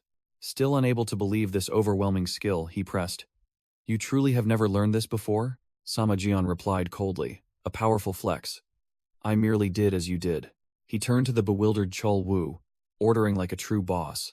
"What are you doing? Hang it up." Cheol Wu clicked his tongue, looking at the pig with its face in the feed trough, reluctantly agreeing. All right. The butcher master was still reeling from Sama Jian's display of skill. Cheol Wu effortlessly hoisted the pig, astonishing the butcher master. 3 or 4 strong men would struggle to lift this pig, yet you're carrying it alone. As Cheol Wu pulled out a chain to hang the pig, the butcher master wondered, "But do you really need to use that?" The butcher master looked bewildered, not understanding. "What do you mean?" Cheol Wu said nothing, turned his back, and walked straight outside, leaving Sama Jian and the butcher master staring after him in confusion. Crash! A tremendous sound echoed from outside, shaking the entire warehouse. Sama Jian and butcher master were startled, not understanding what the hell just happened. Butcher master hurriedly ran out to check, his face changing color from severe shock. Cheol Wu stood there, carrying the pig with one hand, the other raised as if he had just punched through a wall, declaring grandly, "In the end, we just need to butcher it, right?" Butcher master was completely speechless at this brainless but extremely effective display of strength. Butcher master immediately saw through the nature of the 2 new recruits. "You are not ordinary people. You are martial artists, aren't you? Samajian did not hide it. We used to be. Butcher Master turned away, his voice full of doubt. Such high-level martial artists. Why would you want to dive into this pig butchering profession? Samajian replied with a firm gaze, without the slightest waver. We want to live a normal life. Butcher Master sarcastically remarked that if they truly wanted to, there were plenty of other jobs. But Samajian only admitted that the life of a martial artist was not as easy as it seemed. After a while of observation, Butcher Master seemed to understand, muttering to himself with a sympathetic look. These kids have been through a lot. Butcher Master let out a long sigh, seemingly having made an important decision after much deliberation. Seeing that the time had come, Samajian clasped his hands and bowed respectfully, formally asking to learn the trade. Unfortunately, we don't have much time.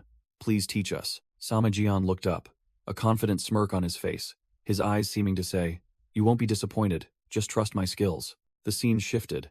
A black cat sat perched on the eaves, silently observing everything from above. Snap. Somewhere, a brush pen was broken in half, black ink splattering, signaling that an unusual event was about to unfold. Young Hojung's face hardened when he heard the name Immortal Physicians Clinic. He reconfirmed the information with a scrutinizing look. Dong Baek confirmed, reporting that the Immortal Physicians Clinic was summoned by the imperial family to Hangzhou to treat a dying royal prince. Young Hojung, named Young Hojung, frowned in confusion, thinking that the physicians of the Immortal Physicians Clinic were not the type to idly pick fights with thugs. Dang Baek, named Dang Baek, revealed the thug's target was the divine stone oil bow, stunning his opponent. What? Yang Hojung growled, unable to believe his ears when he heard of that treasure. He slammed his hand on the table, annoyed that a precious item like the divine stone oil bow was being wasted on an old royal family member who was about to die. Dang Baek unexpectedly changed the subject, announcing that the stone oil was not used for the royal prince and it had another owner, meaning there was still a chance. Another owner? Young Hojung muttered, openly interested as his cup was filled with wine. Dang Baek explained that the thugs were chasing that person, which led to the confrontation with the Immortal Physicians Clinic, making Young Hojung snap. Why didn't you say so sooner? Young Hojung immediately leaned forward, his eyes sharp, pressing. Who is it? Who holds the divine stone oil bow? Dang Baek reported clearly. That person is named Sama Jian, a man from Shaoxing, who bought the divine stone oil bow from the Water Dragon Merchant Guild to treat his sister. Water Dragon Merchant Guild? Young Hojung smirked, not expecting that greedy old pig to have obtained the divine stone oil bow. Young Hojung's eyes flashed with calculation. He muttered that this was a golden opportunity to seize the divine stone oil bow and treat the precious child of the Youngho family. Bang! Young Hojung slammed the table, giving orders, his voice full of murderous intent. Use every means necessary, bring it back here. If he has already used the medicine, then capture his sister too. The medicinal properties are still in their blood. The scene shifted. At a slaughterhouse, gloved hands glided a knife over a slab of meat, with astonishing speed and precision. It turned out that the butcher was Sama Jian, demonstrating his pig butchering skills under the supervision of Butcher Master. Butcher Master's jaw dropped. Then he burst into insane laughter, completely captivated by Sama Jian's skill. Ha ha ha. Absolutely brilliant. Butcher Master praised him profusely, acknowledging that someone who lived by the sword like Sama Jian had an abnormally fast learning speed, declaring he had nothing left to teach. Sama Jian humbly replied, attributing it all to his master's dedicated guidance. Butcher Master smiled contentedly, finally having found a worthy successor to entrust the reputation of the butcher shop he had built his entire life. Sama Jian secretly thought that if it weren't for Butcher Master's wish, he would have thought it better to just let this shop disappear. Butcher Master's old hands trembled with emotion, finally able to let go of the burden. Butcher Master clasped Sama Jian's hand tightly, his voice full of gratitude. Thanks to you, this old man's wish has been fulfilled. Now I can rest in peace. Sama Jian replied humbly, saying that he was the one who should be grateful for having a place to start anew. Cheol Wu, the burly and gruff man, walked in with half a pig on his shoulder, grumbling that it was enough to just chop it up and sell it. Why bother with all the fuss? He tossed the pig into the bin, and then turned to ask Sama Jian, whom he called Captain, if he had to learn these complicated tricks. Butcher Master gave a blunt order to Sama Jian. Don't give that guy a knife, just make him do chores. He added that Cheol Wu's skill in slaughtering cattle and butchering pigs was useful anyway, so it was fine as long as he did that well. Cheol Wu heard this and puffed out his chest proudly, thinking that the old man finally said something sensible. All three, Master and two new disciples, sat together drinking wine, marking the beginning of an unconventional team. Cheol Woo grinned, raised his cup and said to Samajian, "Just follow the old man's words, Captain. Knives really aren't for me." Samajian took a sip of wine, his face expressionless as he replied, "As you wish." Cheol Woo then happily thanked him. Cheol Woo turned to pour wine for Butcher Master, offering him a cup. Samajian reacted instantly, swatting Cheol Woo's hand away and yelling, "What nonsense are you talking about?" Cheol Woo still tried to persuade him, saying that one cup wouldn't hurt, while Butcher Master just chuckled. Butcher Master suddenly erupted, straining his neck and demanding wine. "That's right. Even if I die right after drinking it, I must finish this cup. Pour it." The scene shifted. Hyun, Samajian's younger brother, appeared with a stunned expression. Hyun stood frozen in front of a butcher shop, muttering, "He really did this." Jin, their younger sister, happily walked out of the house, holding a broom. "Little brother, when did you arrive?" Hyun immediately snatched the broom from Jin's hand, snapping, "Just arrived. Why are you doing this when you're so weak?" Jin confirmed to Hyun that their eldest brother had taken over this butcher shop, and her younger brother casually replied, "I heard about it on the way here." Jin explained that because their eldest brother worked so hard to get the shop, she didn't want it to be dirty, but Hyun brushed her off, telling her to rest. Hyun directly asked if the business was good, casually placing his luggage on the table. Jin honestly admitted that business wasn't stable yet, because the shop had only reopened after the previous owner passed away, news that stunned Hyun. Jin recounted that Butcher Master had passed away peacefully in his sleep, on the very night Samajian officially took over the shop. Samajian appeared with a platter of fresh meat, asking his younger brother when he arrived and saying that he had been quite worried because the trip seemed to be delayed. Hyun replied curtly that he had just arrived and was perfectly fine, both siblings staring at their eldest brother. Hyun began to tease Samajian, sarcastically remarking that his journey wasn't fast enough compared to his elder brother's speed in causing trouble, but Samajian just gave a wry smile. Samajian admitted that he also felt bewildered, never imagining he would become the owner of a butcher shop.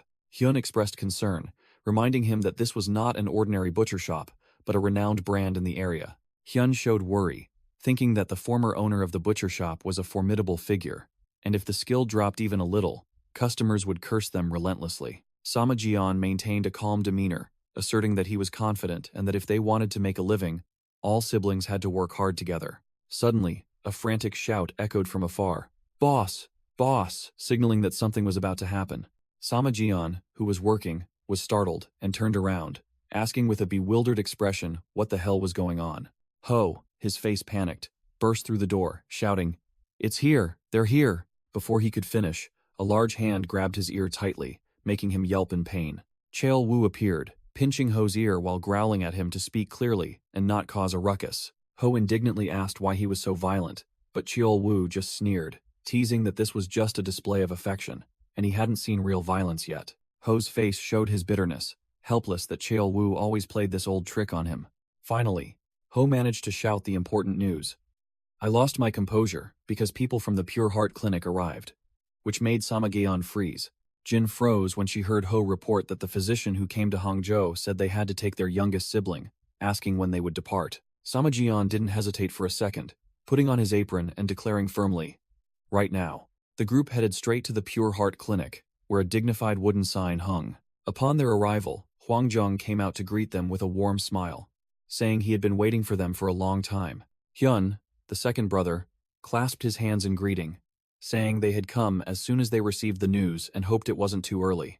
Huangjung bowed in return, reassuring them that they had arrived at the perfect time because the physician from the main branch also wanted to see the patient as soon as possible. Huangjung introduced a noblewoman standing next to him. "This is Huang Yung." Hearing that name, Hyun immediately froze, his eyes revealing clear astonishment. Huang Yung smiled meaningfully, uttering a subtle remark.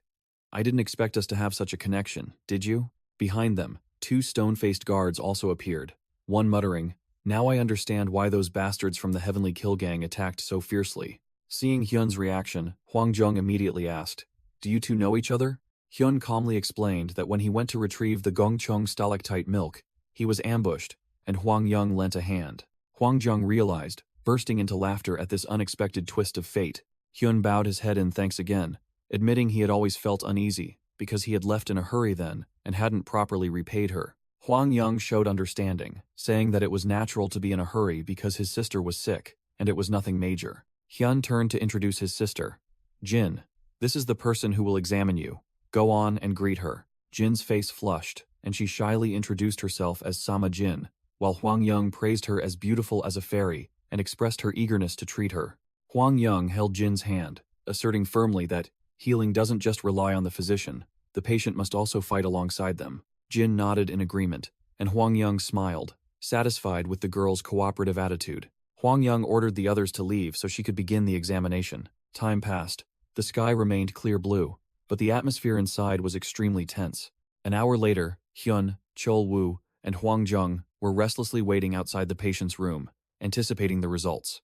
Chol Woo impatiently grumbled, "Why is it taking so long?" While Hyun could only worry in silence. Click! The door finally opened, and Huang Yang stepped out with a serious expression, drawing the attention of all three. Hyun immediately pressed, "How is it?" Unable to hide his impatience, Huang Yang announced that she had identified the illness, making Hyun nervously ask again immediately. Huang Yang pronounced a name that sounded ominous. Miss Sama was born with the heavenly yin divine meridian, which stunned Huang Zheng, who had mistakenly thought it was the 9 yin severed meridian. Huang Yang explained that these two meridians were similar but different. She had encountered an identical case and initially misdiagnosed it as the 9 yin severed meridian. She asserted that, if she hadn't found records of the heavenly yin divine meridian in her family's library, she might have been helpless with this case. Chol Woo got straight to the point. Can it be cured? But Huang Yang bluntly poured cold water on him. Honestly, I cannot give you a definite answer. Huang Yang stated firmly. That patient missed the golden window. But records show that our family's acupuncture is effective for the heavenly yin divine meridian. Cheol Woo, impatient, asked directly about the core issue while Hyun listened in silence. Did the patient in the records recover? Huang Yang paused, her gaze wavering, clearly indicating that the answer was not as simple as they thought. The scene shifted to an ancient roof shrouded in mist, signaling a tense development. In the hazy forest, a solitary watchtower appeared, where Sama Jian was waiting. Sama Jian looked into the distance, telling himself decisively, "Everything will be fine, right?" Asking again, "Of course it will be fine, absolutely must be fine." Meanwhile, Ho couldn't stand the impatience. "When will we get the results?" He was immediately brushed off by Chol Woo. "Not even 15 minutes yet, they probably haven't even started." Hyun and Chol Woo sat in silence, the air heavy as lead, tension evident in every fiber of their being. Hyun's eyes sharpened, all initial worry transforming into absolute focus and determination. Returning to Huang Yang, she hesitated, preparing to announce a hard truth. "That matter is," Sama Jian coldly stated directly to Huang Yang. "You failed." Huang Yang admitted her past failure, and Sama Jian immediately pressed. "Why did you fail?" Huang Yang began to explain an old case. The patient arrived too late. The yin energy had permeated deep into her bones and marrow, and moreover, she was afflicted with a type of heavenly yin severed meridian that was many times more virulent than the 9 yin severed meridian. She asserted that during the acupuncture treatment for that patient years ago, in terms of severity, this case was on a completely different level. Huang Zheng gaped, unable to believe his ears. The heavenly yin severed meridian is even more severe? That's absurd. None of those with the 9 yin severed meridian have ever lived past 18, have they? Huang Zheng continued to press. "But you just said that patient lived to 21? Huang Yang then revealed her trump card. That was thanks to the Gongcheng stone oil, which helped her hold on past the age of 20. Sama Jian's face darkened, his mind racing. Even with a divine medicine like Gongcheng stone oil, the outcome was still a failure. But Huang Yang offered a glimmer of hope, emphasizing that if the patient had combined it with her family's acupuncture at that time, things would surely have been different. Sama Jian didn't hesitate for a second, bowing his head and pleading with utmost sincerity. "Please, I beg you. She is one of my most precious siblings." Huang Yang froze, completely shocked by his plea and the true identity of the patient she was about to save. While waiting, Hyun meditated, but his face still couldn't hide his tension. He tried to appear calm, but his mind was in turmoil, fearing what to do if something unfortunate were to happen. Outside, Ho began to lose patience, his stomach rumbling loudly from the long wait, and Chol Woo signaled him to be silent. Suddenly, Ho flinched, his eyes sharpening as he sensed something was wrong. Chol Woo placed a hand on Ho's shoulder, confirming that he had also noticed, while Sama Jian had already taken a defensive stance. Sama Jian narrowed his eyes, radiating killing intent. "It seems we have uninvited guests." Both Sama Jian and Chol Woo stood up, directing their sharp gazes towards the misty bamboo forest outside. A thick mist enveloped the bamboo forest, concealing deadly dangers. From the mist, a swarm of masked assassins silently appeared, moving with extreme precision. Samajian blocked the assassin leader's path, growling. "Where are they?" He received a cold reply. "In the central infirmary. Hurry." The assassin leader coldly assigned tasks. The main target is the Gongcheng stone oil. As for the immortal physicians, I'll handle them with teams 1 and 2. He called out the name of Team 3's captain, and an assassin immediately responded. The order was given. Don't let a single one escape. Prioritize seizing the main gate and act immediately. As soon as he finished speaking, the entire squad of assassins charged like a black storm, sweeping through the bamboo forest in a flash. Suddenly, Cheol Wu appeared, blocking their path, a sneer of contempt on his face. "Hey, you sewer rats." The charging assassins halted, stunned by the uninvited obstruction. One charged forward to strike, but Cheol Wu merely raised his hand to block, and the assassin's sword shattered instantly. Even the assassin leader, standing afar, was stunned, clearly not expecting to encounter such a formidable opponent. The assassins growled, "Who are you?" Cheol Wu casually scratched his head and replied, "That's my line to ask." He continued to taunt, pointing at them. "Who are you guys, wearing matching outfits and making a spectacle here?" The scarred assassin commander revealed himself, secretly acknowledging Cheol Wu's power. Inflicting this much damage with a single blow, he's definitely a master. However, the scarred assassin commander also realized that Cheol Wu was not Samajian, the target they were looking for. The scarred assassin commander decisively assigned, "I'll go kill Samajian.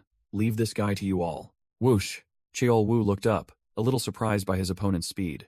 The scarred assassin commander glided away like a ghost using Qinggong, making Cheol Wu blurt out, "Wow, he's really fast." Seeing Cheol Wu stand still, an assassin questioned, "Aren't you going to stop him?" Cheol Wu showed his annoyance. "What? Me? Stop that guy using Qinggong?" He burst out laughing, turning to taunt the small fry. "What's wrong? Are you worried about your boss?" Cheol Wu smirked provocatively, growling. "Want to make a bet with me? Let's see whose boss ends up dead on the ground in a bit. Yours or mine?" The masked assassin leader growled, thinking Cheol Wu was arrogant enough to provoke the heavens. The assassin leader feigned politeness.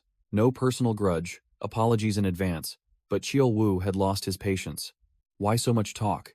Come at me with everything you've got, you trash." Whoosh! As soon as the challenge ended, the entire squad of assassins charged simultaneously like a pack of hungry wolves. They lunged from all directions, swords and daggers aimed at Cheol Wu's vital points. In response to the encirclement, Cheol Wu merely curled his lips into a contemptuous smile, his eyes as if looking at a bunch of clowns. Boom! A blinding white surge of energy erupted from Cheol Wu's position, blowing away all the assassins in an instant. Elsewhere, the scarred assassin commander, who was moving, suddenly froze, shaken by the terrifying surge of power that had just erupted from behind him. He turned to look, his face paling as he realized the situation. "Just as I thought, my subordinates seem to be screwed." The scarred assassin commander clenched his fist, deciding to speed up. "I must quickly kill Samajian, get the Gongcheng stone oil, then return to assist." I didn't expect that guy to be so formidable. While the scarred assassin commander was still calculating, he flinched, as Samajian had appeared silently behind him, his voice cold. "What are you thinking so hard about?" Breaking out in a cold sweat, the scarred assassin commander couldn't believe it, screaming in his mind, since when was he there without a sound? He hastily drew his sword and took a defensive stance. Samajian questioned with eyes as sharp as knives. "Who are you people? What are you doing here?" The scarred assassin commander gritted his teeth, realizing he had encountered a formidable foe. "So it's Samajian. I thought those pig butchers were just small fry. Who knew they were real monsters, damn it." Seeing his opponent merely glaring in silence, Samajian lost patience. "It seems you have no intention of answering." With a whoosh, he charged like an arrow. Without another word, the scarred assassin commander roared, swinging his sword straight at Samajian with a full-force strike. But Samajian was even faster. A demonic red mask suddenly appeared on his face, and the assassin's sword strike was effortlessly blocked. His attack easily neutralized. The scarred assassin commander roared in fury, his eyes flashing with a murderous white light. In a flash, the space was filled with intertwining red and white sword trails, moving at terrifying speed, signaling a merciless battle. Before the scarred assassin commander could even comprehend what was happening, Samajian had stopped his sword blade with his bare hand. Snap! Samajian gripped the sword tightly, his hand completely unharmed, demonstrating a vast difference in skill. Thud! Sama Jian disarmed his opponent, plunging the sword straight into the ground, pinning the scarred assassin commander's cloak. The scarred assassin commander screamed miserably, his sword-wielding arm mercilessly broken. With one arm crippled, the scarred assassin commander collapsed to the ground, utterly helpless before Sama Jian. Sama Jian coldly interrogated. "I'll ask again. Where are you from? What is your target? The Pure Heart Palace, or the Divine Physician's Clinic?" The scarred assassin commander was stunned when Sama Jian mentioned the true target. "Or is it for the Gongchong stone oil?" Sama Jian pressed closer, his gaze piercing. "Not many know I've obtained the Gongchong stone oil. Where did you hear about it?" The scarred assassin commander bled from his mouth, despairingly realizing his fate. Damn it, is this the end? Sama Jian was about to offer a deal for his life in exchange for information, when he suddenly froze, realizing something was wrong. The scarred assassin commander suddenly slumped, his body falling towards the stunned Sama Jian. Thud! The scarred assassin commander collapsed to the ground, eyes rolled back, foaming at the mouth, having died right before Sama Jian's eyes. Sama Jian coldly looked at the corpse, muttering, "Did he swallow the poison hidden in his mouth to commit suicide?" Realizing the only clue was gone, Sama Jian frowned, thinking to himself, "I should have told Cheol Wu to leave a few alive." Just then, Cheol Wu leisurely walked out of the bamboo forest, asking with a smug look, "Big brother, are you done?" Sama Jian turned back with a suspicious look. "Don't tell me you killed them all?" And Cheol Wu grinned, confirming, "Of course." Hearing the answer, Sama Jian was utterly speechless, his face darkening at his subordinate's recklessness. It turned out Cheol Wu had completely cleared the entire forest, leaving no assassins alive, making Sama Jian curse inwardly. "I shouldn't have sent you." Sama Jin confirmed the prisoner had committed suicide by poison before he could act, blaming himself for being too naive to realize. Cheol Wu smirked, deeming it obvious as his big brother's attention was focused elsewhere. Sama Jin expressed regret for not extracting information, worried that those flies would soon return. But Cheol Wu dismissed it, believing they wouldn't come back, as the Gongchong oil was depleted. Cheol Wu turned, looking towards the corpse of the assassin leader lying sprawled in the forest. He flatly declared that anyone who dared to set foot here would meet a tragic end, just like the corpse lying there. Cheol Wu burst out laughing, grabbing Sama Jin's chin and saying he actually liked having more incidents like this, to make life less boring. Sama Jin growled, questioning his aggressive junior. "Boring? Hasn't enough blood been spilled that you want to see more?" Cheol Wu broke out in a cold sweat, hastily explaining that he didn't mean it that way. Sama Jin said he absolutely hated the prospect of his peaceful life being disrupted, and Cheol Wu could only mumble in agreement. Sama Jin lost his patience, pointing and ordering, "Shut up and clean up this mess properly," which made Cheol Wu freeze. "Me alone?" Sama Jin didn't bother arguing, throwing a sarcastic remark back at his junior before leaving first. "Who told you to make this mess? I'm heading off." Left behind by his big brother, Cheol Wu sighed heavily amidst the graveyard of masked assassins' corpses, wondering when he would finish cleaning up this huge debt. Finally done with the task, Cheol Wu breathed a sigh of relief as he stood before the clinic door, ready to report. Hearing the sound, Sama Jin turned to see Cheol Wu lumbering in, his face not looking much better. Sama Jin smelled something burnt, immediately questioning, "Did you burn down the entire forest?" Cheol Wu could only force a laugh, covering up by saying there were too many blood-stained bamboo trees, so he just dealt with them. Cheol Wu anxiously inquired about the situation inside, worried about waiting too long, but Sama Jin reassured him that everything would be fine. The muscular man still mumbled about the clinic and Gongchong oil, but Sama Jin immediately signaled for silence. "Shh, they're coming out." The door opened, and Huang Zheng, the young physician, stumbled out, his face clearly haggard and exhausted. Sama Jin immediately stepped forward and got straight to the point. "What's the result?" But Huang Zheng remained silent, looking unwell. After a moment, Huang Zheng finally caught his breath, announcing that the Golden Needle acupuncture session had been a success and the patient's condition had significantly improved. Hearing the good news, both Sama Jin and Cheol Wu were stunned with surprise. Sama Jin was overjoyed, quickly grasping Huang Zheng's hand and profusely thanking him. "Thank you. Thank you very much." Huang Zheng smiled, gesturing for them to come inside to hear the full story. The room door opened, and a stream of hot, humid air billowed out, revealing Huang Yang sitting inside, drenched in sweat. Sama Jin immediately narrowed his eyes, sensing something amiss in the air. Huang Yang explained that the unpleasant smell in the room was due to the turbid qi that had just been expelled from the patient's body. The two guards, the eyeglasses man and the top-knot man, worriedly advised Huang Yang to meditate to recover, but she waved them off. It's not that serious. Huang Yang frankly admitted. I gave my all with the gongchong oil and my family's traditional needle technique, but unfortunately, I still couldn't completely cure her. Sama Jin was stunned, immediately questioning. What? Wait, didn't you just say her condition had improved? Huang Yang affirmed that the patient was indeed healthier, even healthier than ever before, but the root cause of the illness still remained. Huang Yang bowed her head in admission. However, I cannot completely cure her. I apologize. Sama Jin quickly waved his hand, showing understanding. Not at all. I heard this acupuncture technique also causes great harm to the physician. I can only offer my thanks. But Huang Yang shook her head, considering it a fortunate opportunity to encounter a rare case and use gongchong oil. She affirmed that healing patients was a physician's duty and principle, while an image of Jin receiving acupuncture flashed in her mind. Cheol Wu, who had been silent until now, his face had darkened, and veins popped out all over. The giant mumbled to himself, his intuition telling him something was amiss from the moment he heard everything had failed.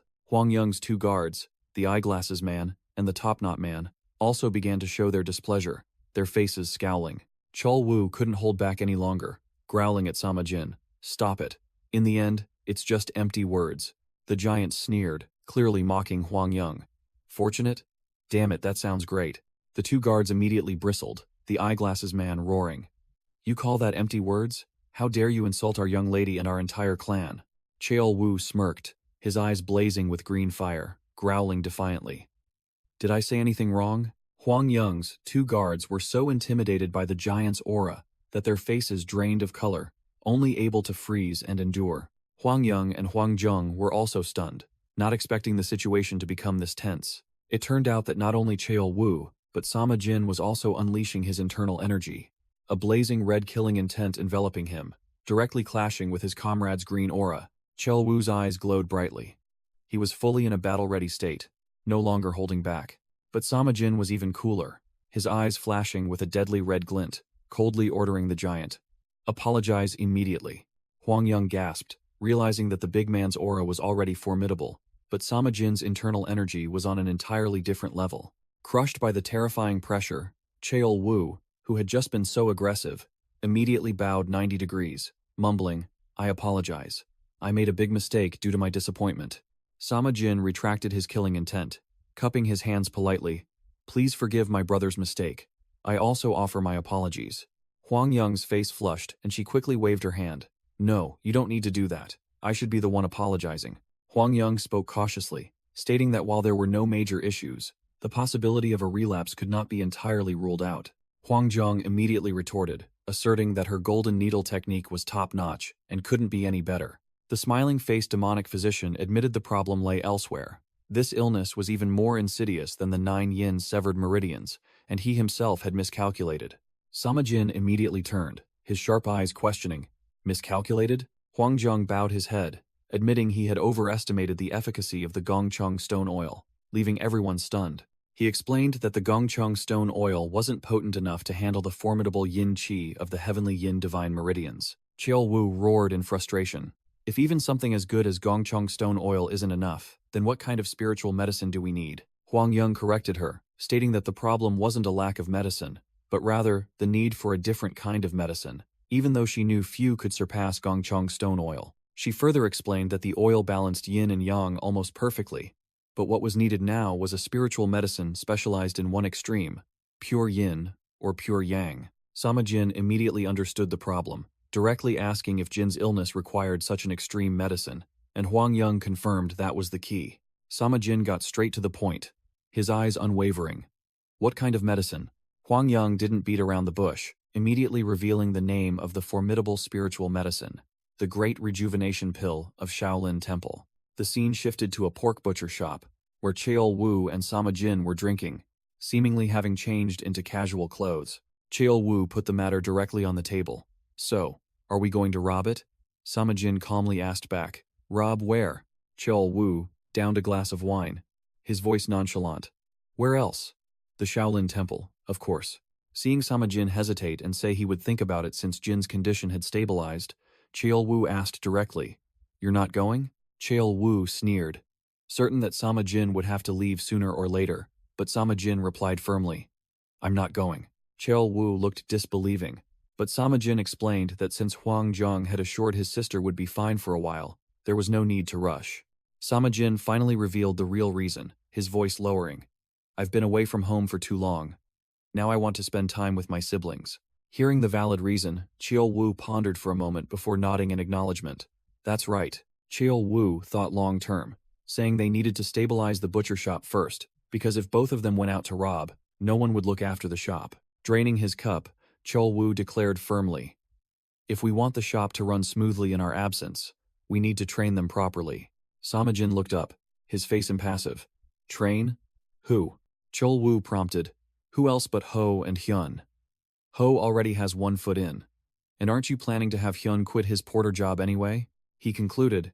In that case, the trip to Shaolin Temple must be postponed, at least until those 2 kids are capable enough to look after the shop.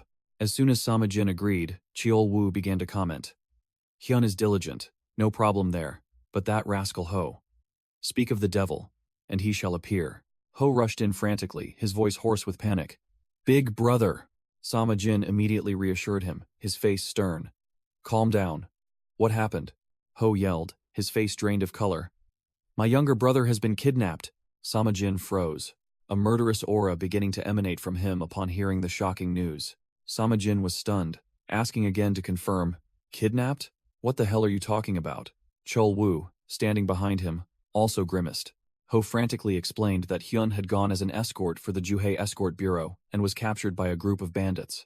Cheol Wu gritted his teeth, his voice low and filled with killing intent. Which bastards dared to do this? Regaining his composure, Sama Jin immediately gave an order, his eyes sharp. First things first. Let's go to the escort bureau where Hyun works. The group immediately set off. Their destination, the main gate of the Juhai Escort Bureau, where the trouble began. Upon arrival, Ho pointed forward, confirming. That's the Juhei Escort Bureau. Sama Jin and Cheol Wu said nothing, striding directly into the Escort Bureau's courtyard, their killing intent so thick it made the air heavy. Inside, a crowd was surrounding an Escort Bureau official, shouting for answers. What about the kidnapped porters? Is my son safe? The people were furious, not believing the Escort Bureau's promises. What kind of negotiations are these? The Escort Bureau representative tried to appease the crowd with a perfunctory tone. We cannot disclose details, but the lives of the hostages are the Escort Bureau's top priority. Amidst the screaming relatives, the trio of Sama Jin, Cheol Wu, and Ho stood still as statues, listening to the Escort Bureau officials' empty promises of ensuring everyone's safe return. Ho didn't believe a word, growling.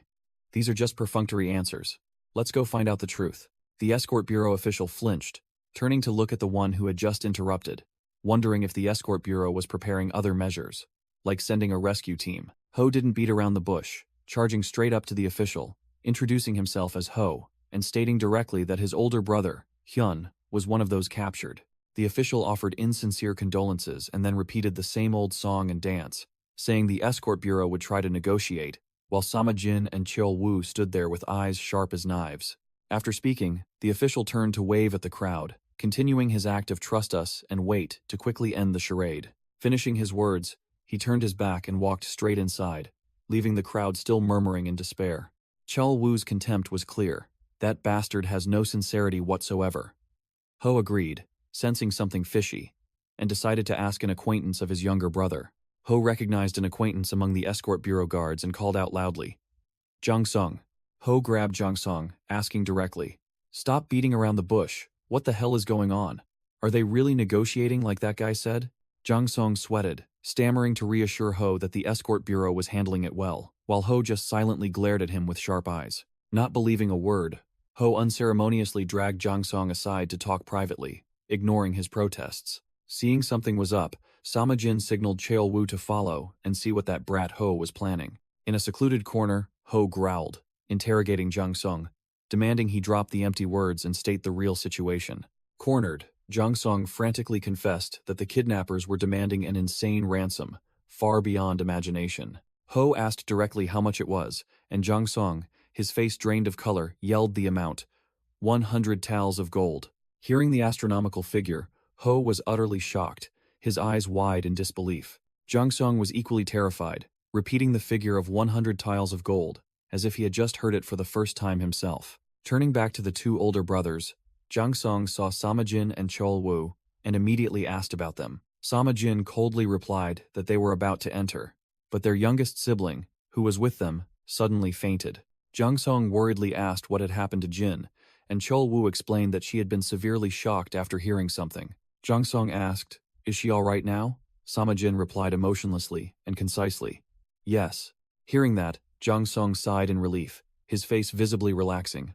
"Phew, thank goodness." Chol Wu got straight to the point, his voice full of suspicion. "Anyway, how could a small escort bureau like this possibly come up with 100 taels of gold to pay them?" Jiang Song flinched, hastily defending. "What are you saying? The Zhuhai Escort Bureau is quite reputable in this area." Chol Wu cut him off, growling, seeing right through him. "Shut up, you're planning something else, aren't you? Are you going to send a rescue team?" Jiang Song sweated, his voice trembling as he was exposed. "How did you know? Everyone's been keeping it completely secret." Chol Wu smirked. "I can tell from the atmosphere." Then he asked directly, "But do you think it's feasible? With just the strength of the Zhuhai Escort Bureau, it'll be difficult." Jiang Song stammered an explanation. "Ah, it seems we'll be receiving aid from surrounding parties. I know people have already been sent everywhere." Chol Wu looked up at the sky, not very optimistic. "I don't know if it'll be all right. Those bastards probably anticipated this move." Samajin finally spoke, his eyes cold. "Who exactly are these bastards who did this? I thought there was an unwritten rule between escort bureaus and the Green Forest bandits." Jiang Song said angrily, "Exactly. Those bastards still haven't learned their lesson, even after their stronghold was razed." Samajin paused, his sharp eyes immediately catching the crucial point. "Stronghold razed?" Jiang Song confirmed that the Golden Tiger Fortress, a notorious force in the region, had been wiped out long ago, its desolate landscape appearing before them. He continued that the people had celebrated because of it, but his face was filled with worry. Samajin questioned him directly, without any beating around the bush. "Are you saying the Golden Tiger Fortress has revived?" Jiang Song sweated, his voice trembling. "I heard that the leader who once left the fortress has returned." Samajin fell silent, his eyes hardening. He knew exactly who this opponent was. Samajin called out decisively, "Ho!" Startling his younger brother, Samajin informed that he had asked someone to look after Jin, then turned to leave, making Ho and Jiang Song stare blankly, asking where they were going. Samajin coldly replied that they had something to take care of for a while, ignoring Ho, who was panicking over the sudden action in such a critical situation. Chol Wu patted Ho's shoulder, reassuring his younger brother that their network was wide enough to find a way to rescue Hyun, and his task was to stay and look after the youngest. The scene shifted to the office of the chief escort of the Zhuhai Escort Bureau, where the atmosphere seemed tense. The Zhuhai Bureau chief startled, unable to believe his ears. "Is that true?" The subordinate confirmed firmly. "The news came from Manhwa Escort Bureau, it couldn't be wrong." The Zhuhai Bureau chief was overjoyed, clenching his fists and shouting that it was truly heaven's help. The subordinate delivered shocking news. "Reinforcements from the Namgung clan, a formidable power, are heading straight for Kim Ho camp." The Zhuhai Bureau chief suddenly realized, his face hardening as he understood the reinforcements arrived so quickly because the Manhwa Escort Bureau had been attacked by those bastards first. The order was given. The entire escort bureau must set off immediately to rescue the people, without delay. Amidst the towering mountains, shrouded in mist, a bloody battle was about to erupt. Samajin and Cheol Wu had reached the gates of Kim Ho camp, their aura soaring, facing the thugs on guard. Inside Kim Ho camp's lair, Boss No Gyuk sat grandly on a leopard-skin chair, drinking wine and gnawing on bones, looking like a true boss. He growled at his scarred subordinate. "Have those dogs from the Zhuhai Escort Bureau made any moves yet? How many times have we sent them hostage ears?" The scarred subordinate stood at attention and reported, "Boss, this is the 4th time." No Gyuk looked annoyed. 4 men crippled, and they're still silent. Stubborn bastards. The scarred subordinate quickly corrected him, stating that they had actually made an offer. It turned out the escort bureau was short on funds, unable to gather the full ransom, so they wanted to pay half up front. Nogyuk smirked, taking another sip of wine, feigning interest. "Oh? And then?" The scarred subordinate finished his report. "If we release half the hostages, they will gather the rest as quickly as possible." Nogyuk suddenly changed his tone, his face darkening. "Damn it, my mighty Kim Ho camp looks pathetic. The stronghold was flattened while I was away." He glared, his eyes sharp, and asked, "Still haven't found the culprit?" The scarred subordinate could only bow his head, admitting that despite their best efforts, they had found no clues. Crack! Nogok's rage erupted, and the cup in his hand shattered into pieces.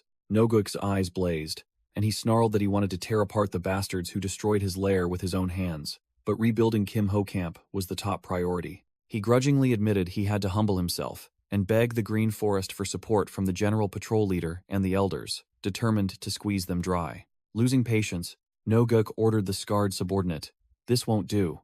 Deal with them quickly. Gouge out their eyes and cut off their ears, then send them." An arrogant voice spoke from the doorway, suggesting an even more brutal method. Instead of that, why not just chop off their heads next time to make it quick? No-gyuk glanced over, clearly not pleased to be interrupted by a stranger. No-gyuk recognized the uninvited guest, calling him the General Patrol Leader, and warned that acting too harshly would lead to unforeseen consequences, risking the allied sects of the Escort Bureau, sending troops to suppress them. The General Patrol Leader merely smirked, replying provocatively, "That is exactly what I want." He confidently declared that no matter how strong the suppression force, as long as the elders and masters of the Green Forest 18 camps showed up, there was nothing to worry about. The two Green Forest elders, the hulking elder and the sinister elder, laughed heartily, adding that unless the Imperial Army intervened, no surprises would occur. No-gyuk was silent for a moment, then nodded, accepting the brutal plan. He turned and ordered the scarred subordinate, "Chop off their heads immediately and send them." Boom! An earth-shattering explosion rang out, and the entire lair shook as the wooden wall was utterly destroyed. No-gyuk's eyes widened in horror, unable to believe what had just happened. Samajin appeared with a devastating kick, shattering the wall to the astonishment of the General Patrol Leader. Cheol-woo gaped in astonishment at Samajin's power. Samajin landed and taunted, "I just destroyed this place, and you've already rebuilt it so quickly?" No-gyuk furiously roared at Cheol-woo, "Who the hell are you bastards? Are you the rescue team sent by the Juhei Escort Bureau?" The General Patrol Leader and the two Green Forest Elders stepped out, smirking as they denied. "Rescue team? We are not." Samajin replied coldly, claiming to be just a small merchant, then looked directly into his opponent's face and asked a deadly question. "Are you the chief of Kim Ho Camp?" The General Patrol Leader smirked arrogantly, his eyes full of provocation. "What if I am? What are you going to do to me?" Samajin looked directly at the General Patrol Leader, his eyes sharp, and delivered a concise verdict. "You will die." Hearing this, Noguk flew into a rage, drawing his sword and roaring, "You insolent bastards." The General Patrol Leader unexpectedly raised a hand to stop Noguk, acting superior. "Wait, Noguk." He smirked, ordering, "Capture them alive. The elders are bored to death." Despite his obvious resentment, Noguk gritted his teeth and obeyed. "Understood." Behind them, the Green Forest Elders, led by the Sinister Elder, looked delighted. "Good. Just in time, I was getting bored." Cheol-woo turned to Samajin and proposed, "Boss, you deal with the camp chief. He'll take care of the rest of the trash." Samajin taunted, "It's not just because you're itching for a fight, is it?" Cheol-woo grinned, "It's a win-win." Samajin nodded curtly, giving the green light. "Suit yourself." Cheol-woo stepped forward alone, directly confronting the General Patrol Leader and three other Green Forest bosses. Without another word, Cheol-woo cracked his knuckles, preparing to charge into battle. Cheol-woo didn't bother warming up, swinging a steel fist straight at the Sinister Elder's face. The Sinister Elder was no pushover. He spun the pipe in his hand, using it like an awl to counterattack. Clang! The pipe struck Cheol-woo's chest but was blocked by a layer of blue protective chi, unable to penetrate. The Sinister Elder's eyes widened, unable to believe his opponent's skill. The incredibly strong recoil force sent the Elder flying backward, stumbling as he landed. The Elder muttered resentfully, "Just a protective chi layer blocked my internal force attack. This bastard is no ordinary foe." Realizing this opponent was not easy to deal with, the Sinister Elder took a stance, his entire body erupting with a blazing red murderous aura. Cheol-woo smirked, cracking his knuckles, recognizing his opponent as a demonic cult master, and declaring that he would have to get serious now. The Sinister Elder broke out in a cold sweat, thinking, "He saw my pressure and remained so calm. He's not an easy opponent." Cheol-woo sneered, provoking him directly, "Come on. If you're so good, or are you just going to stand there?" Provoked, the Sinister Elder furiously roared, "You brat." He swooped down from above, aiming the pipe, filled with internal force, straight at Cheol-woo's chest. But Cheol-woo merely stood still, his blue protective chi flaring up, as solid as a fortress wall, waiting for his opponent to charge headfirst into it. The Sinister Elder yelled, "Die," confident that this strike would pierce through any defense. Crack! The pipe shattered into pieces as it collided with Cheol Wu's steel-hard chest. The attack was completely useless. The elder's eyes bulged, utterly shocked to see his weapon crumble like a toy. Without giving him a second to recover, Cheol Wu delivered a devastating punch straight to the elder's face. The sinister elder flew backward like a ball, astonishing even the hulking elder who was watching. The hulking elder quickly caught his comrade, shouting his name, "Elder Peng!" Seeing Elder Peng's shattered teeth, the hulking elder trembled, unable to believe his eyes. "What the hell is this?" Elder Peng slumped in his comrade's arms, whispering a weak warning before passing out. The hulking elder broke out in a cold sweat, unable to believe that a master like Peng Yo-sang was defeated in an instant. What kind of monster is this guy? Contrary to his dominant appearance, Cheol Wu was clutching his head in panic, yelling, "Damn it! He punched right through my protective chi." Cheol Wu turned to ask Sima Jin in utter confusion, unsure if he had weakened or if that old man was too strong, and received a blunt answer. "You've gotten weaker." Annoyed by the criticism, Cheol Wu admitted he had gotten rusty from only training with pigs and cows.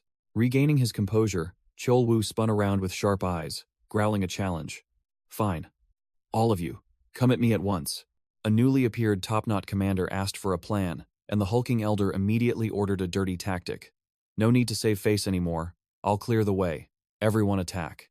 Immediately, from the shattered ceiling, a group of masked subordinates, weapons in hand, jumped down, forming a pincer attack. The hulking elder roared and charged straight at Cheol Wu, initiating the group assault. Cheol Wu didn't flinch, tensing his body and throwing a straight punch to meet the attack head-on.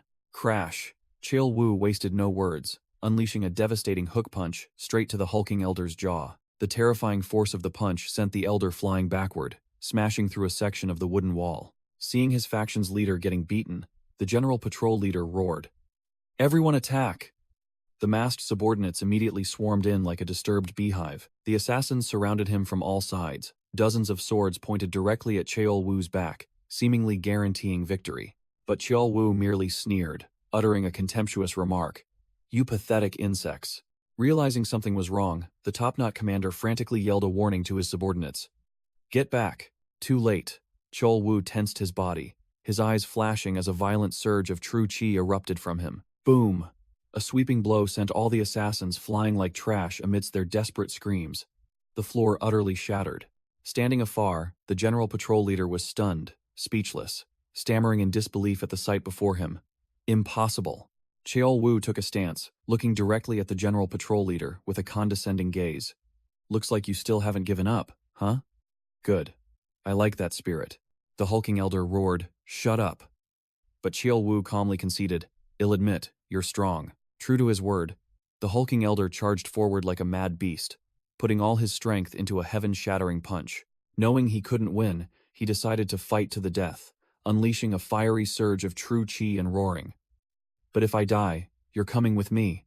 Cheol Wu merely sneered, his true chi erupting even more violently, replying contemptuously, "That's just an old man's delusion." With that, Cheol Wu lunged forward, delivering a perfectly straight punch without any wasted movement. Boom!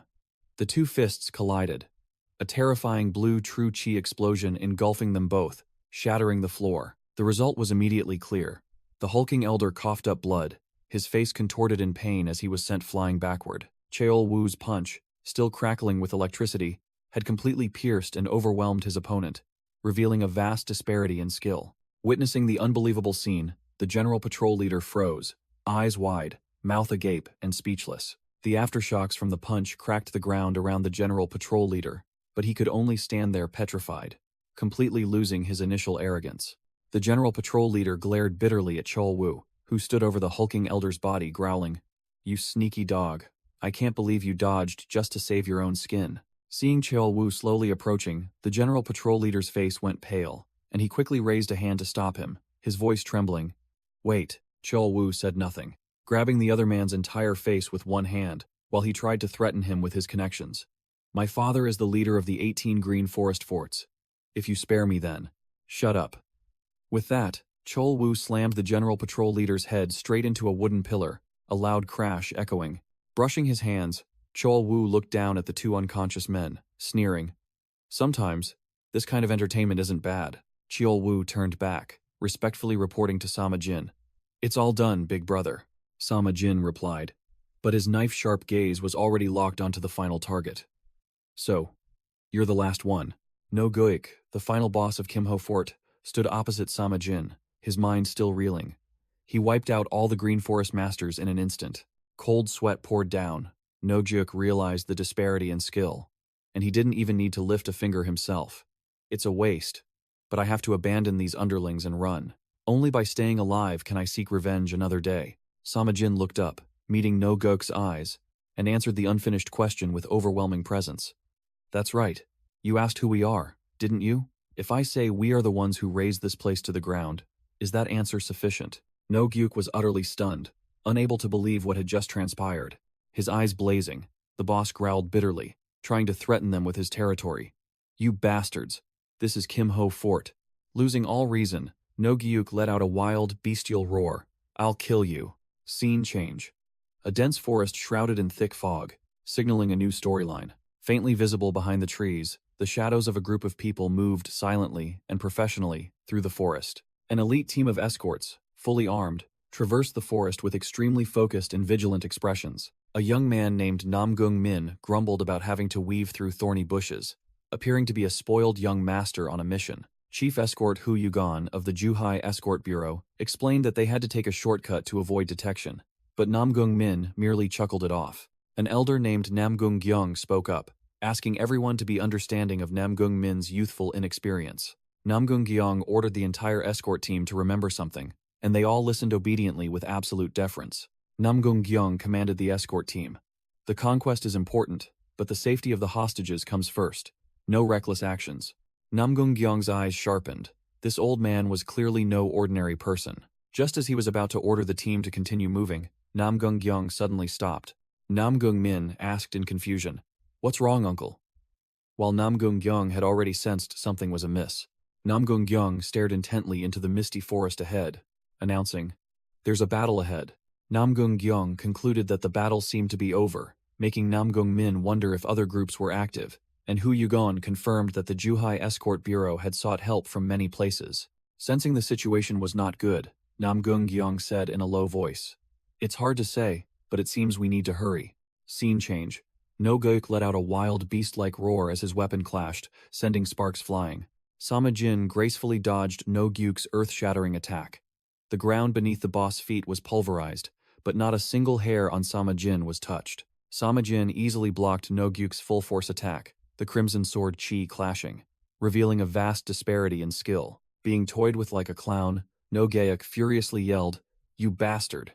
Are you just going to keep dodging?" Sama Jin maintained his poker face, calmly asking a stinging question. "Are you very bitter?" No Goik still didn't understand who he was speaking to, asking blankly again. So Sama Jin stated directly, "I'm asking if you're bitter because this place was destroyed."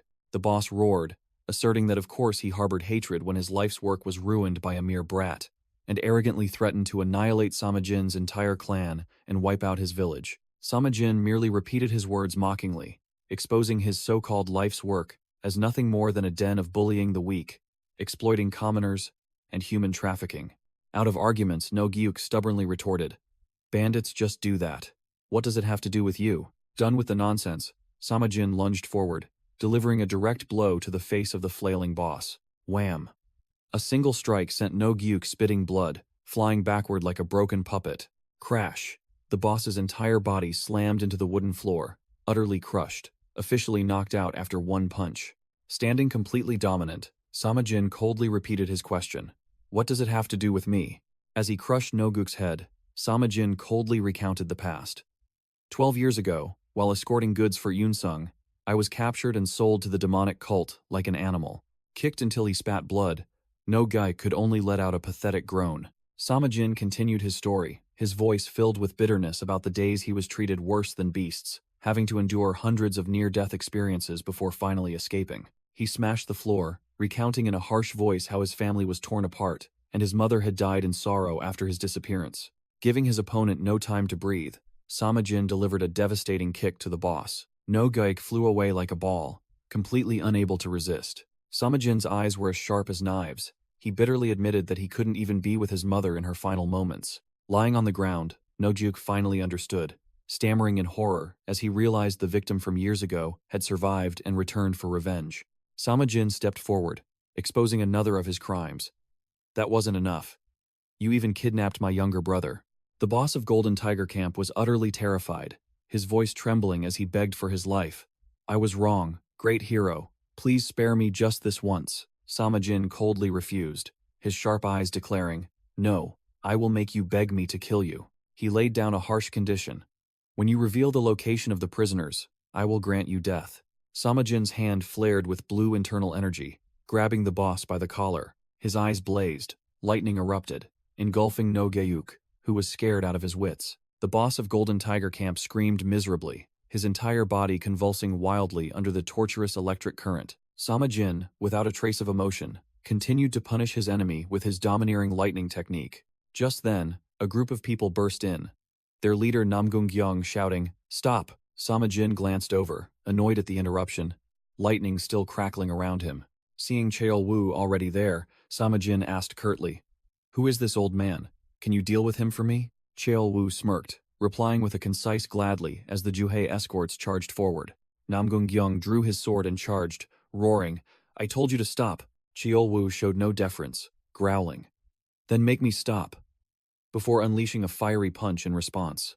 Namgung-gyong's eyes widened in horror as the blazing red fist energy shot straight towards his face. He quickly spun his sword, unleashing a wave of blue sword energy to block the attack. Boom! Fist energy and sword energy clashed fiercely, the power of the punch clearly overwhelming. Cheol Wu's eyes were cold and unwavering. His opponent's skill was only so much. Namgung-gyong's sword energy was shattered like scraps of paper, and he was pushed back helplessly. Namgung-gyong broke out in a cold sweat, unable to believe it. I haven't even used my full strength, yet my sword energy was broken so easily. Cheol Wu smirked contemptuously. You dodged it? Not bad, old man. It turned out Cheol Wu had just casually dealt with Peng Yo-sang.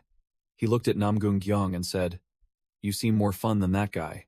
Namgung-gyong glared at his opponent, secretly admitting, His personality is petty and cruel, but his skill is no joke. Realizing this was no longer a game, the old man placed his hand on his sword hilt, deciding he had to fight seriously. Namgung-gyong channeled his cultivation, blue chi erupting around him, and he roared the name of his technique, Azure Heaven, One Chi Art. Cheol Wu smirked with delight, his eyes blazing. So, you're not an ordinary old man. Now I can go all out.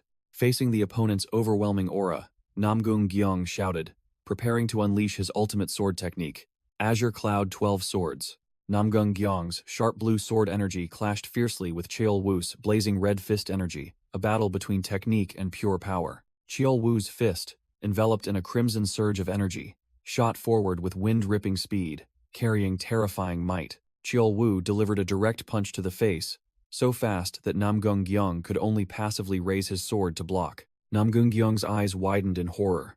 He realized he was in a tight spot, unable to dodge. This blow cannot be dodged. Crash! Cheol Wu's punch shattered Namgung-gyong's defensive stance, sending the old man flying backward in absolute helplessness. Cornered, Namgung-gyong unleashed one last desperate sword strike, sharp sword energy bursting forth. But his final effort was futile. The old man spat a mouthful of blood, his internal injuries too severe. Namgung-gyong staggered, his face paling in disbelief. How can this be? I thought I'd at least inflict a serious wound on him. Meanwhile, Cheol Wu only suffered a small scratch on his cheek. He casually raised a hand to wipe away the trace of blood. The monster smirked contemptuously, his crimson eyes filled with killing intent. It's been a long time since I've seen blood. The Juhei escorts standing behind were stunned. Hu Yugon panicked. The Elder's 9 lives killing strike only left a scratch. Where did this monster come from? Seeing the Elder in danger, Namgung Min went berserk, drawing his sword and roaring, Protect the Elder! The entire group of Juhei escorts immediately formed a battle array, drawing their swords to surround Cheol Wu. But he merely stood there, sneering. Cheol Wu looked at the weaklings before him, his voice full of sarcasm. You small fries always like to overwhelm with numbers, but you should know that trick doesn't always work. Despite being exhausted, Namgung-gyong still tried to shout to stop Namgung Min. Stop! This isn't over yet. Namgung Min still tried to argue, refusing to back down. But, Elder, Namgung-gyong roared, yelling directly at his juniors if they wanted to tarnish the Namgung family's honor, and ordered them to retreat immediately. Cheol Wu sneered, cracking his knuckles with delight, as if saying, Now this is fun. In the midst of the tension, Sama Jin suddenly appeared, placing a hand on No Gyok's seething shoulder, his voice dropping. Wait. No Gyok's scarred subordinate turned around, his face blank, not understanding what was happening. Meanwhile, another of Cheol Woo's subordinates panicked upon seeing his boss' face, his mouth agape. Huh? Boss, your face. The courtyard was now split into 3 factions, Sama Jin and No Gyok, alone facing the entire formation of the Juhei Escort Bureau, led by Namgung Gyeong. Sama Jin glanced over coldly, immediately recognizing that group of people was from the Namgung family. Namgung Gyeong stared intently at Sama Jin, his mind filled with astonishment at the newcomer's presence. Just a single word was enough to stop someone of that caliber. Hu Yugon also confirmed the important information.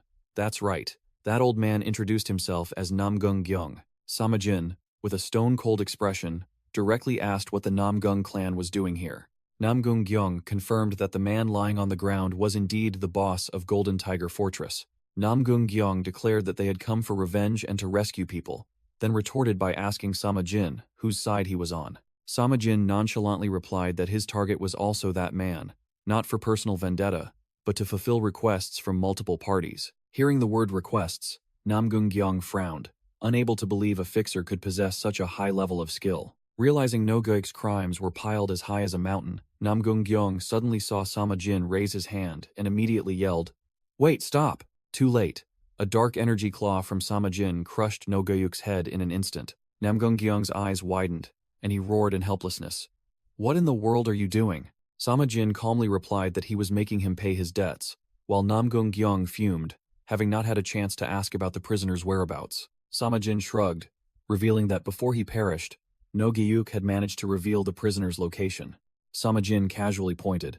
He confessed there's a secret entrance to a hidden chamber behind the large tree next to the collapsed building. Go check it yourself. Meanwhile, the escorts from Juhai Bureau had rushed in to rescue the prisoners, causing everyone to burst into joy at being saved. Namgung Gyeong admitted Sama Jin was right and thanked him, but Sama Jin didn't care, declaring that once his business was concluded, he was off. Namgung Gyeong asked why he wouldn't stay to meet the people he had saved, but Sama Jin bluntly replied that they hadn't come for that purpose. It was merely a convenient side task. Sama Jin and Cheol Woo turned their backs and left without a word, leaving Namgung Min bewildered as he asked his superior, "Who are they?"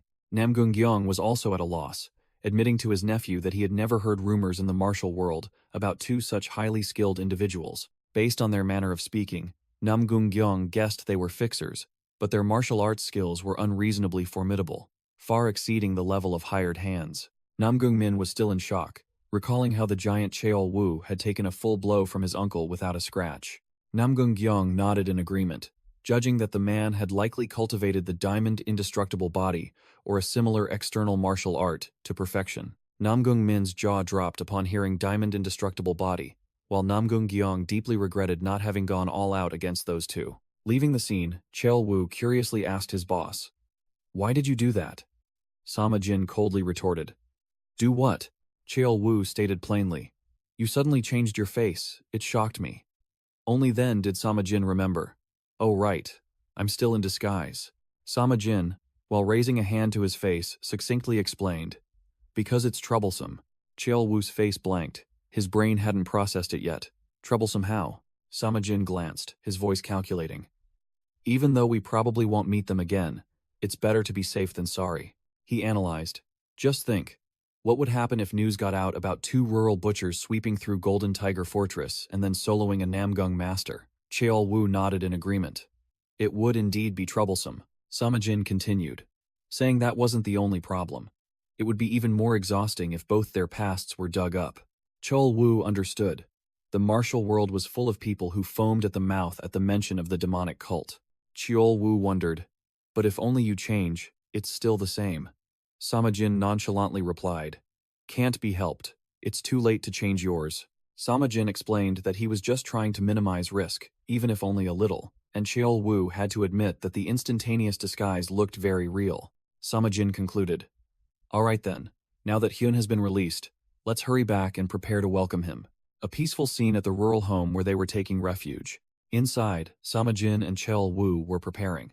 The muscular man carried a barrel of corn, both waiting for someone. The door opened, and Hyun stood there, looking exhausted but unharmed. announcing, "I'm back." Sama Jin immediately rushed to embrace his younger brother, his voice filled with relief. "You're safe. I'm sorry you must have been so worried, right?" Sama Jin said he believed his younger brother would be fine because he heard the Namgung clan was leading a rescue team. But Hyun corrected him, saying the Namgung family wasn't their sole rescuer, though they did contribute. Cheol-woo crossed his arms, frowning in confusion.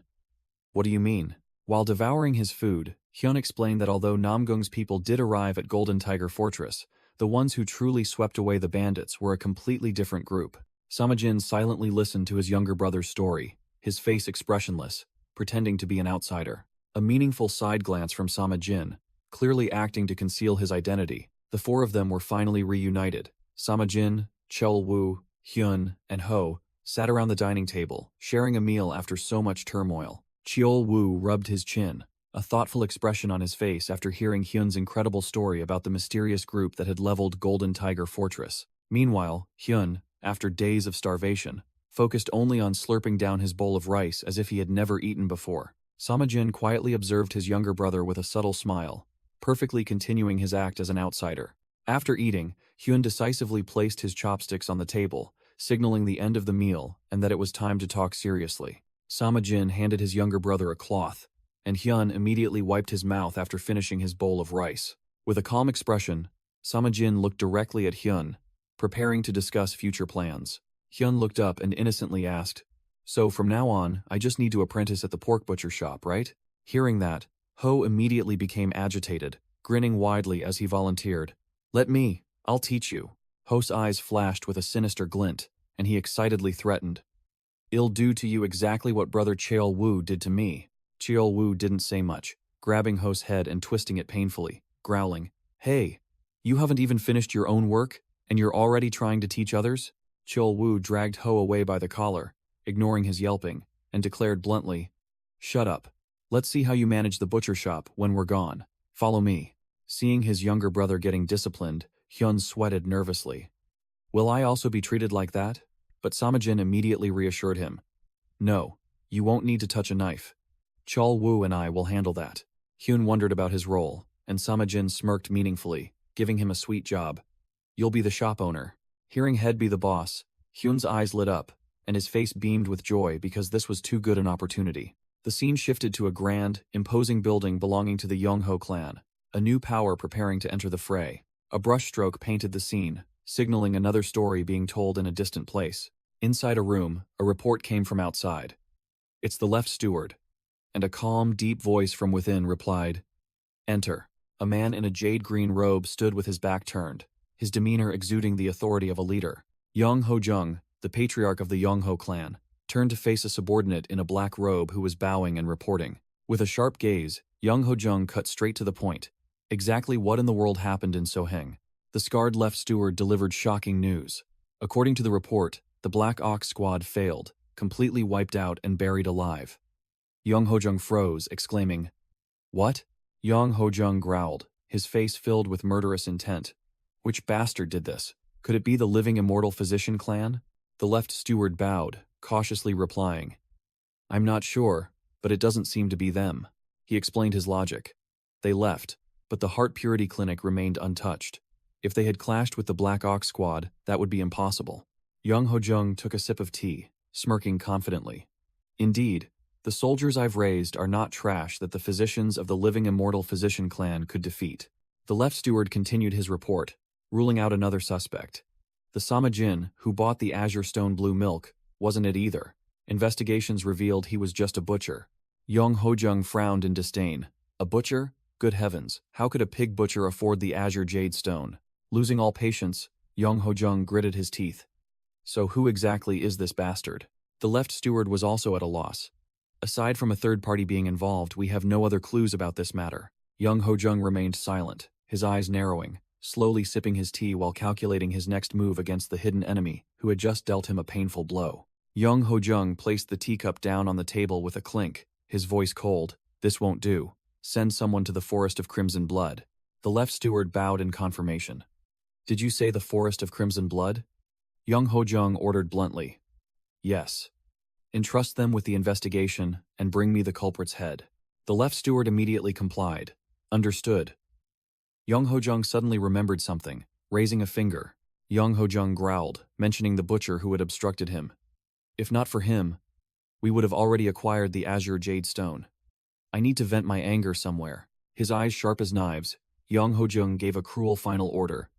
Entrust them with his head as well. The scene shifts to a peaceful butcher shop in broad daylight, where no one knew they were about to become the target of a major power. Inside the shop, Ho was struggling to cut a large slab of meat, looking very young and inexperienced. Ho panted, using the hand holding the knife to wipe sweat from his forehead, clearly exhausted by this manual labor. Suddenly, a large hand offered Ho a cup of water, making him startle and look up. The senior butcher patted Ho's shoulder. Well done. People say you're not as good as your older brother, but you're definitely better than that lazy bum. Ho drank the water, feeling self-conscious. No need to comfort me, I know I'm just a beginner. Ho confessed that his knife skills were truly terrible. Now I understand why you guys never let me hold a knife. The senior butcher scoffed. Don't misunderstand. I said the two of us were enough to handle this pile. But now, it seems that was a wise decision. Ho looked in dismay at the pile of meat he had just ruined, and the senior butcher had no choice but to step in and fix it. Give me the knife. I'll trim it again. The senior butcher irritably asked about Samajin. Where's that lazy bum? He barely comes home these days. Ho showed concern, sensing trouble at the United Will Society, because his older brother kept being vague. Another butcher apprentice curiously asked, Is something going on? Ho explained that the Blood Axe clan and the United Will Society already disliked each other, but recently the frequency of their clashes had sharply increased. The apprentice suggested an extreme solution. How about we beat that lazy bum up until he gives up? The senior butcher nodded sharply, his eyes glinting. Do it. If necessary, break his legs for me. Suddenly, Jin appeared from afar, coldly adding, That's right. That's the only way for him to leave that gang. As the butchers were discussing, Jin suddenly appeared, and an apprentice asked in surprise, Huh, didn't you say you were going to buy books? The senior butcher grumbled at Jin for always burying her face in books. You just recovered. You should go out and get some exercise. Jin snapped, cutting off the men, and turned to question Ho. Now is not the time for that. Big brother, what are you going to do? Ho immediately became serious, realizing something was wrong. Is something wrong? Jin's face was drained of color, her voice trembling as she reported. There was a stabbing near the bookstore. People were lying everywhere, covered in blood. All the butchers' faces changed. Ho quickly reassured his sister, though he himself was extremely tense. Don't worry too much, it'll be fine. Jin burst into tears, utterly terrified. Hing, what if Big Brother gets hurt? Ho, acting like an older brother, decisively ordered. We'll go check. You go home and wait, while Jin held him back, pleading. Another butcher patted Jin's shoulder, affirming confidently. That's right, Big Brother can handle it. Let's go back first. Ho pulled his headscarf back, his eyes sharp, while Jin nodded in agreement. Then I'm counting on you, Big Brother. Jin's face was filled with sorrow, standing with Ho and the other butchers in front of the shop, the atmosphere extremely tense. Two butchers standing behind them conversed. One asked, Are they really going? The other replied, Let's just see, as the youngest said. They all watched Ho's retreating figure, smirking confidently. Hehehe. At this rate, won't the United Will Society be completely wiped out? Night fell, a full moon signaling a restless night. In a certain building, the corpses of the United Will Society thugs lay scattered from inside to out, a bloody massacre having just swept through. Fresh blood was splattered across the wooden floor, thick and cold, indicating an extremely swift and brutal battle. The United Will Society leader, the sole survivor, panted in extreme horror. Two strangers appeared, a necklace villain and a big sword villain, both grinning savagely, the perpetrators of the massacre. The leader knelt, growling in recognition. You bastards aren't from the Blood Axe clan. The big sword villain scoffed in reply, his voice full of sarcasm. At least your eyes aren't completely blind. The leader screamed in despair, blood streaming down his face. If you're not involved with the Blood Axe clan, why are you doing this to us? The big sword villain smirked, revealing his true purpose. Because you lot have to be wiped out so the Blood Axe clan can take over Shaoxing Night Street. The United Will Society leader roared furiously, pouring all his strength into an attack. Before the full force slash, the big sword villain only smirked, not bothering to dodge at all. Clang! He casually pinched the incoming sword blade with just 2 fingers, a fierce display of power. The United Will Society leader was stunned, sweat pouring down him, unable to believe the disparity in skill. Get lost. The big sword villain launched a thunderous kick, giving his opponent no time to recover. Thud. A direct kick to the chest made the leader cough up blood, his bones feeling as if they were shattering. The leader flew backward like a ball, crashing through the wooden wall with a loud bang. Mid-air, a large hand suddenly appeared, catching the flying body of the leader. Cheol Woo had arrived, one hand gripping the battered leader's neck, his sharp gaze sweeping across the scene. What's going on here? Suddenly, the wall shattered, and two unfamiliar figures appeared, radiating intense killing intent. Cheol Woo gripped the battered United Will Society leader's neck, questioning Sama Jin. Did you do this? That guy who was with the lazy bum earlier?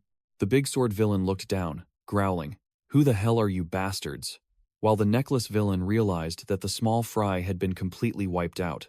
A scene of devastation unfolded. The corpses of the United Will Society members lay scattered across the courtyard, not a single one alive.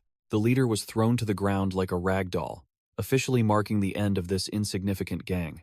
Cheol Woo looked at the corpses, speculating. The Blood Axe clan? A clean sweep, and their swordsmanship isn't bad either. Sama Jin immediately dismissed it, his eyes sharp. No, this isn't the work of street thugs. Every strike aimed at a vital point, not a single wasted cut. Cheol Woo and Sama Jin turned, facing the two newcomers directly, the atmosphere as taut as a bowstring. The big sword villain frowned, muttering irritably. The base is empty. Where did all the United Will Society members go? What kind of trick are they playing? The big sword villain and the necklace villain suddenly realized the opponent's skill level, their faces changing color, cold sweat pouring down. Their masters. Cheol Woo growled, radiating intense killing intent, delivering an ultimatum. If you keep silent, I'll assume you want to be wiped out.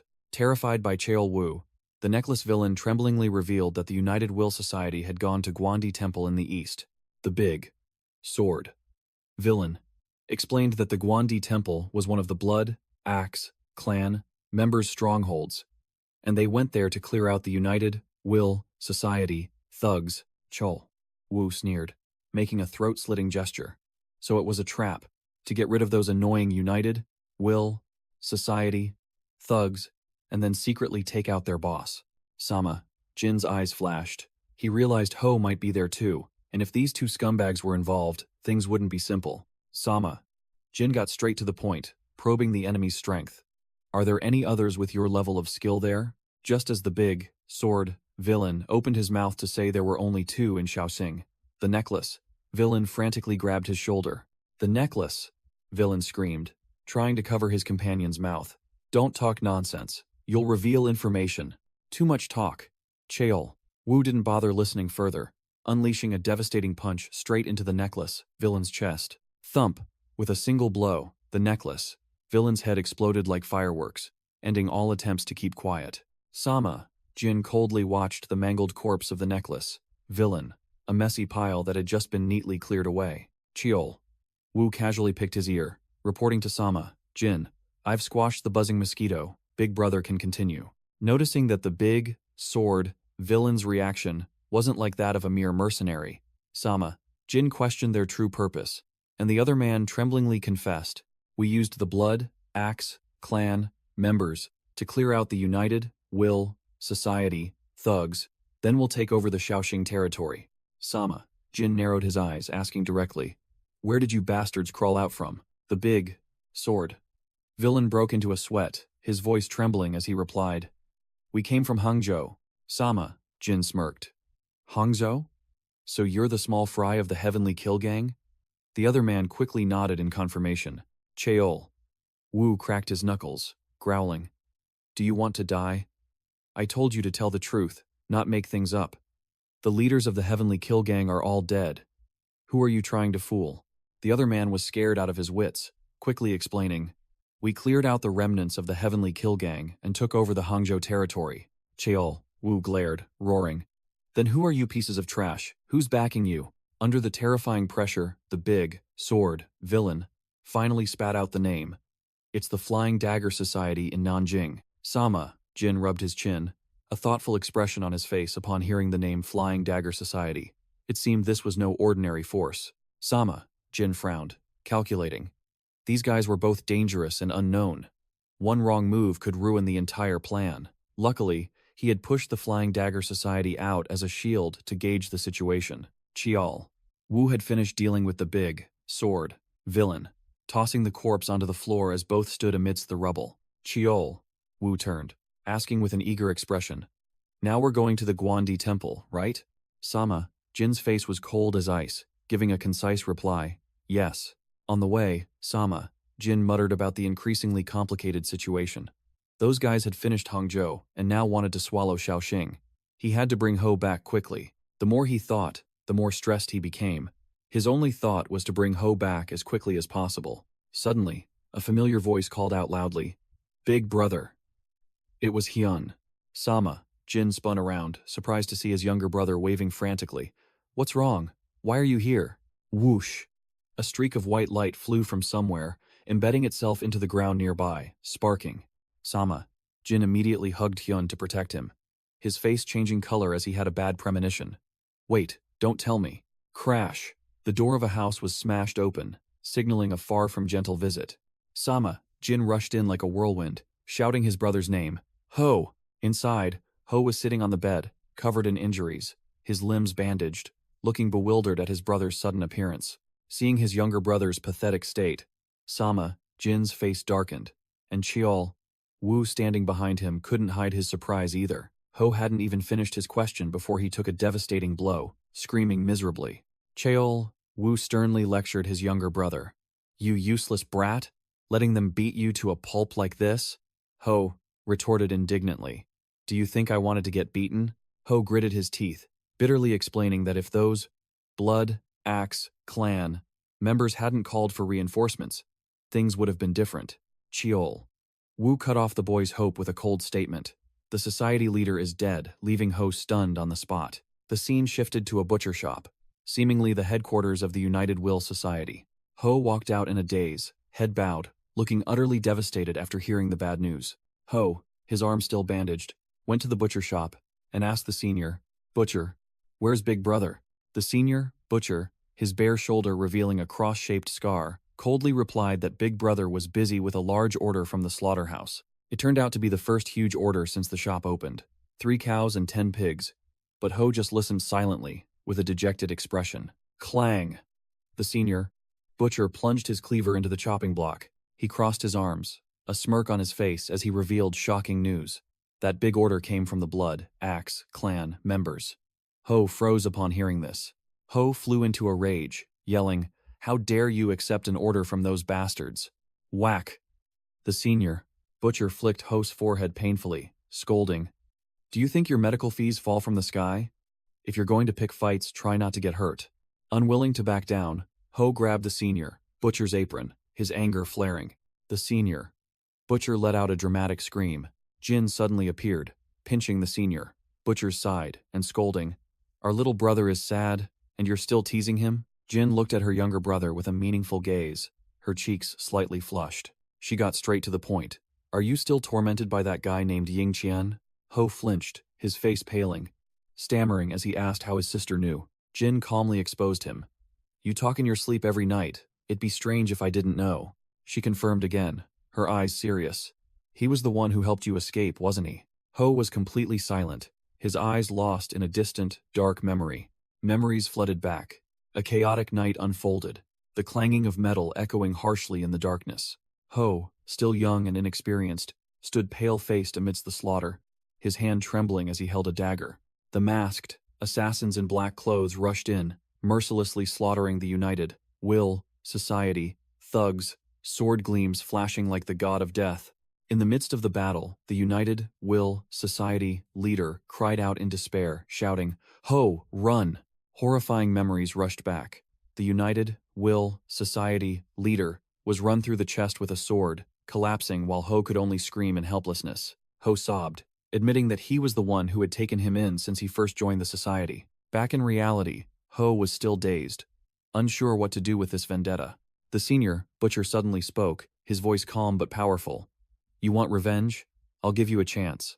Ho was startled by his brother's attitude, while the senior, Butcher, just smirked, as if he had already planned everything. Cornered, Ho could only stammer, speechless under his brother's gaze. Ho's mind was in turmoil. He thought about his siblings potentially risking their lives, but confronting an entire assassin guild was tantamount to suicide. He couldn't let them shed any more blood. After a moment of hesitation, Ho shook his head, his voice firm. No, it's fine. It's all in the past, causing his brother to ask again for confirmation. Ho reaffirmed, his eyes now resolute, accepting to bury the past. The senior butcher patted his younger brother's shoulder, nodding. That's good. Use this chance to forget about the United Will Society, and abandon all those dangerous killings. Ho scratched his chin, his mind blank, wondering what on earth he should do with his life now. A young butcher wearing a red scarf threw out an idea. You said you weren't suited for the butcher shop, so how about trying to manage a farm? He explained that old man Jean, the meat supplier, wanted to sell his farm, leaving Ho dumbfounded and unsure what was happening. The senior butcher also found it strange, wondering why old man Jean would sell his property when he still looked quite healthy. It turned out Samajin was with old man Jean. The old man was simply fed up with his lifelong work and wanted to retire, so Samajin announced he was planning to buy it. Ho immediately retorted with the most practical question. Where would the money come from to buy it?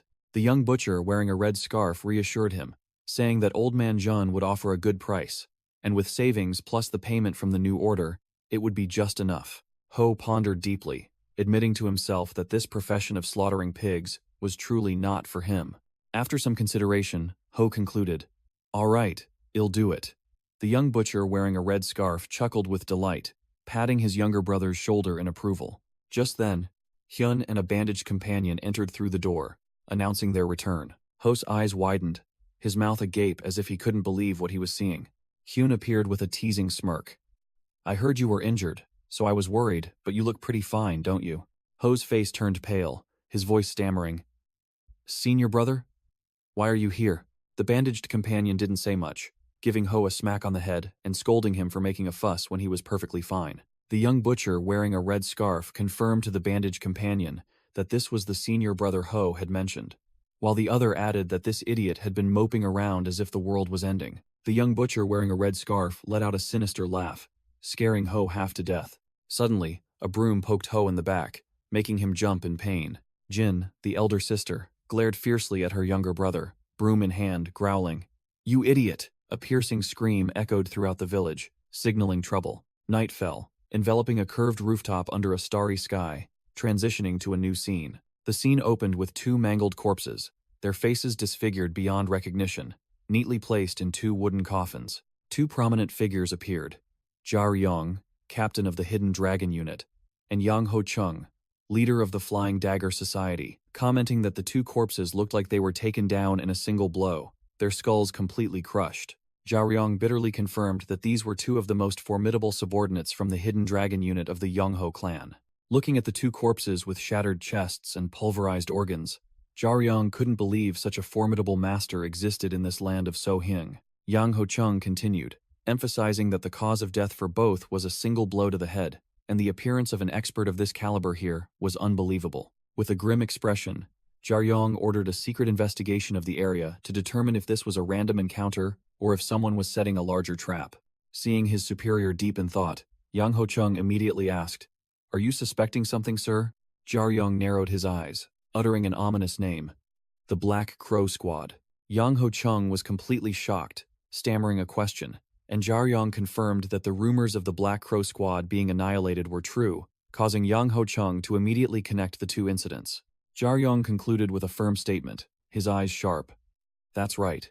It's highly likely the perpetrator is the same person. Jiaoyong remained silent, but his face hardened, clearly calculating an extremely dangerous move. The entire Hidden Dragon Unit took their positions, radiating intense killing intent, waiting only for Jiaoyong's command to tear the enemy apart. Jiaoyong gave a stern order to Yang Ho Chung. Tell all our brothers to lie low and wait for the right time, temporarily suspending all external activities until we find the culprit. The scene shifted to a peaceful butcher shop under the blazing sun, a strange contrast. Inside, a senior butcher was complaining to the heavens about the heat. Like a blazing furnace, a young butcher stepped out, offering the muscular man a bowl of cool water. Here, drink this. The senior butcher was heavily shocked to see ice in the bowl amidst the scorching heat, while the younger man explained he had taken it from the cellar. As he gulped it down, the senior butcher asked if Hyuna would be furious, but was told she had gone to collect a debt from the Blood Axe clan. A familiar voice rang out from the door. I'm back, causing the grinning senior butcher to turn around. The senior butcher's smile froze, his eyes wide, too shocked to speak at the arrival of the newcomer. Hyun returned in a battered state, one eye bruised purple, his face swollen after a beating. The young butcher applied ice to Hyun, while grumbling. "You took ice from the cellar again, didn't you? At this rate, there won't be any ice left for winter." The senior butcher brushed it off, anxiously asking about Hyun's injuries, but his younger brother coldly replied, "It's nothing." The senior butcher immediately guessed, "It's those dogs from the Blood Axe clan again, isn't it?" But Hyun vehemently denied it. Unable to hold back any longer, the senior butcher roared, "You said you were going to collect a debt. Let me go and slaughter those bastards," causing Hyun to remind him to watch his mouth. The young butcher took on the air of a senior, sternly questioning, "Hyun, tell us everything right now." Hyun finally confessed, his voice flat. "They refused to pay. When I tried to collect, they beat me up." The senior butcher was seething with rage, clenching his fists, while the young butcher coldly got straight to the point. "How much did you get?" Hyun silently placed a small money bag on the table, admitting he only managed to get about half. The young butcher took the money bag, and hearing Hyun say half wasn't bad, immediately retorted, "We wasted so much time on them, and this is all we got? We're losing our shirts." The senior butcher roared, believing those bastards had planned everything, while the young butcher volunteered to go collect the rest of the money, but was stopped by the muscular man who asked for his plan. The senior butcher tightened his apron strings, declaring firmly that the sole objective was to reclaim the money. The young butcher looked directly at Hyun, the silence thick with tension. The senior butcher was stunned when the young butcher mentioned the backer of the Blood Axe clan. Then he immediately realized, "You mean the Flying Dagger Society?" The senior butcher scoffed, looking down on the small fry. But the young butcher warned that the power behind the Flying Dagger Society was even more formidable, and getting involved would be extremely troublesome. The senior butcher maintained his simple view, "Just kill them all, and it's over." But the young butcher immediately countered, "Kill them all? Then what? Kill this batch only for another to emerge seeking revenge?" The senior butcher was speechless, scratching his head and admitting his junior's argument made sense. Hyun asked blankly what the two were discussing, but the senior butcher simply waved it off, telling him not to worry about it. The young butcher concluded, "It's not a big loss anyway, just consider it a bite from a rabid dog." The senior butcher was still furious, clenching his fists and gritting his teeth. "Damn it. Mad dogs only understand the smell of a stick." The young butcher suggested, "I'll go down to the cellar and get some wine. Let's have a drink to calm down." The senior butcher was still resentful. "Since senior brother said so, I'll let it go for now. But what if they do it again?" The young butcher turned his back, his voice chilling. Then, he cast a murderous glance, concluding, "We'll have to pick up our sticks, just as you said." Bang! The wooden door was mercilessly kicked open by someone. The Blood Axe clan members burst in. Their spiky-haired leader arrogantly declared, "It took a lot of effort to find this place." Hyun and the senior butcher froze. Hyun immediately recognized them. "It's the Blood Axe clan. These guys?" Hyun's face turned pale as he turned to his companion in a panic. "Don't tell me they followed you?" The young butcher pushed Hyun into the room and ordered, "Hyun, get inside. We'll handle this." Meanwhile, the senior butcher smirked, ready for a fight. "Oh? What are you guys doing all the way out here?" The spiky-haired leader sneered, getting straight to the point. "You just got a payment, so you're flush with cash, huh? Time to pay your taxes." The senior butcher growled. "Taxes? We've already paid enough." The spiky-haired leader scoffed, correcting the butcher. "Not government taxes. It's our taxes." The senior butcher gave a faint smile, his eyes fearless. "Ah, I see. You're here to extort us, aren't you?" The spiky-haired leader snarled, making a flimsy argument that the shop's peace was thanks to their protection, so paying a fee was obvious. He even shamelessly called it a mutually beneficial partnership. The senior butcher crossed his arms, laying his cards on the table. "Why beat around the bush? Just call it protection money." The leader conceded. "Fine, protection money. Now we're speaking the same language." But the senior butcher shrugged, taking a step forward, full of pressure. "I don't recall ever asking for your protection." He stared directly into the thug's face, his eyes sharp. "Open your eyes wide and look carefully. Do I look like someone who needs protection?" The spiky-haired leader broke out in a cold sweat, unable to believe a mere butcher could exude such overwhelming aura. The senior butcher scornfully uttered, "Trash," grabbing the leader's head with one hand and a slab of raw meat with the other. Splat! He slapped the slab of meat directly onto the leader's face, a humiliating and bloody smack. The spiky-haired leader and the Blood Axe clan thugs were sent flying out of the shop, faces planted firmly in the dirt. The senior butcher stood with hands on hips, growling a warning. "If you show your faces here again, I'll wring every single one of your necks." Watching the small fry flee for their lives, the senior butcher could only sneer with delight. Inside, the young butcher was preparing food, turning to ask his muscular colleague, "Having fun, aren't we?" The senior butcher smirked, disdainful of the group that had just left.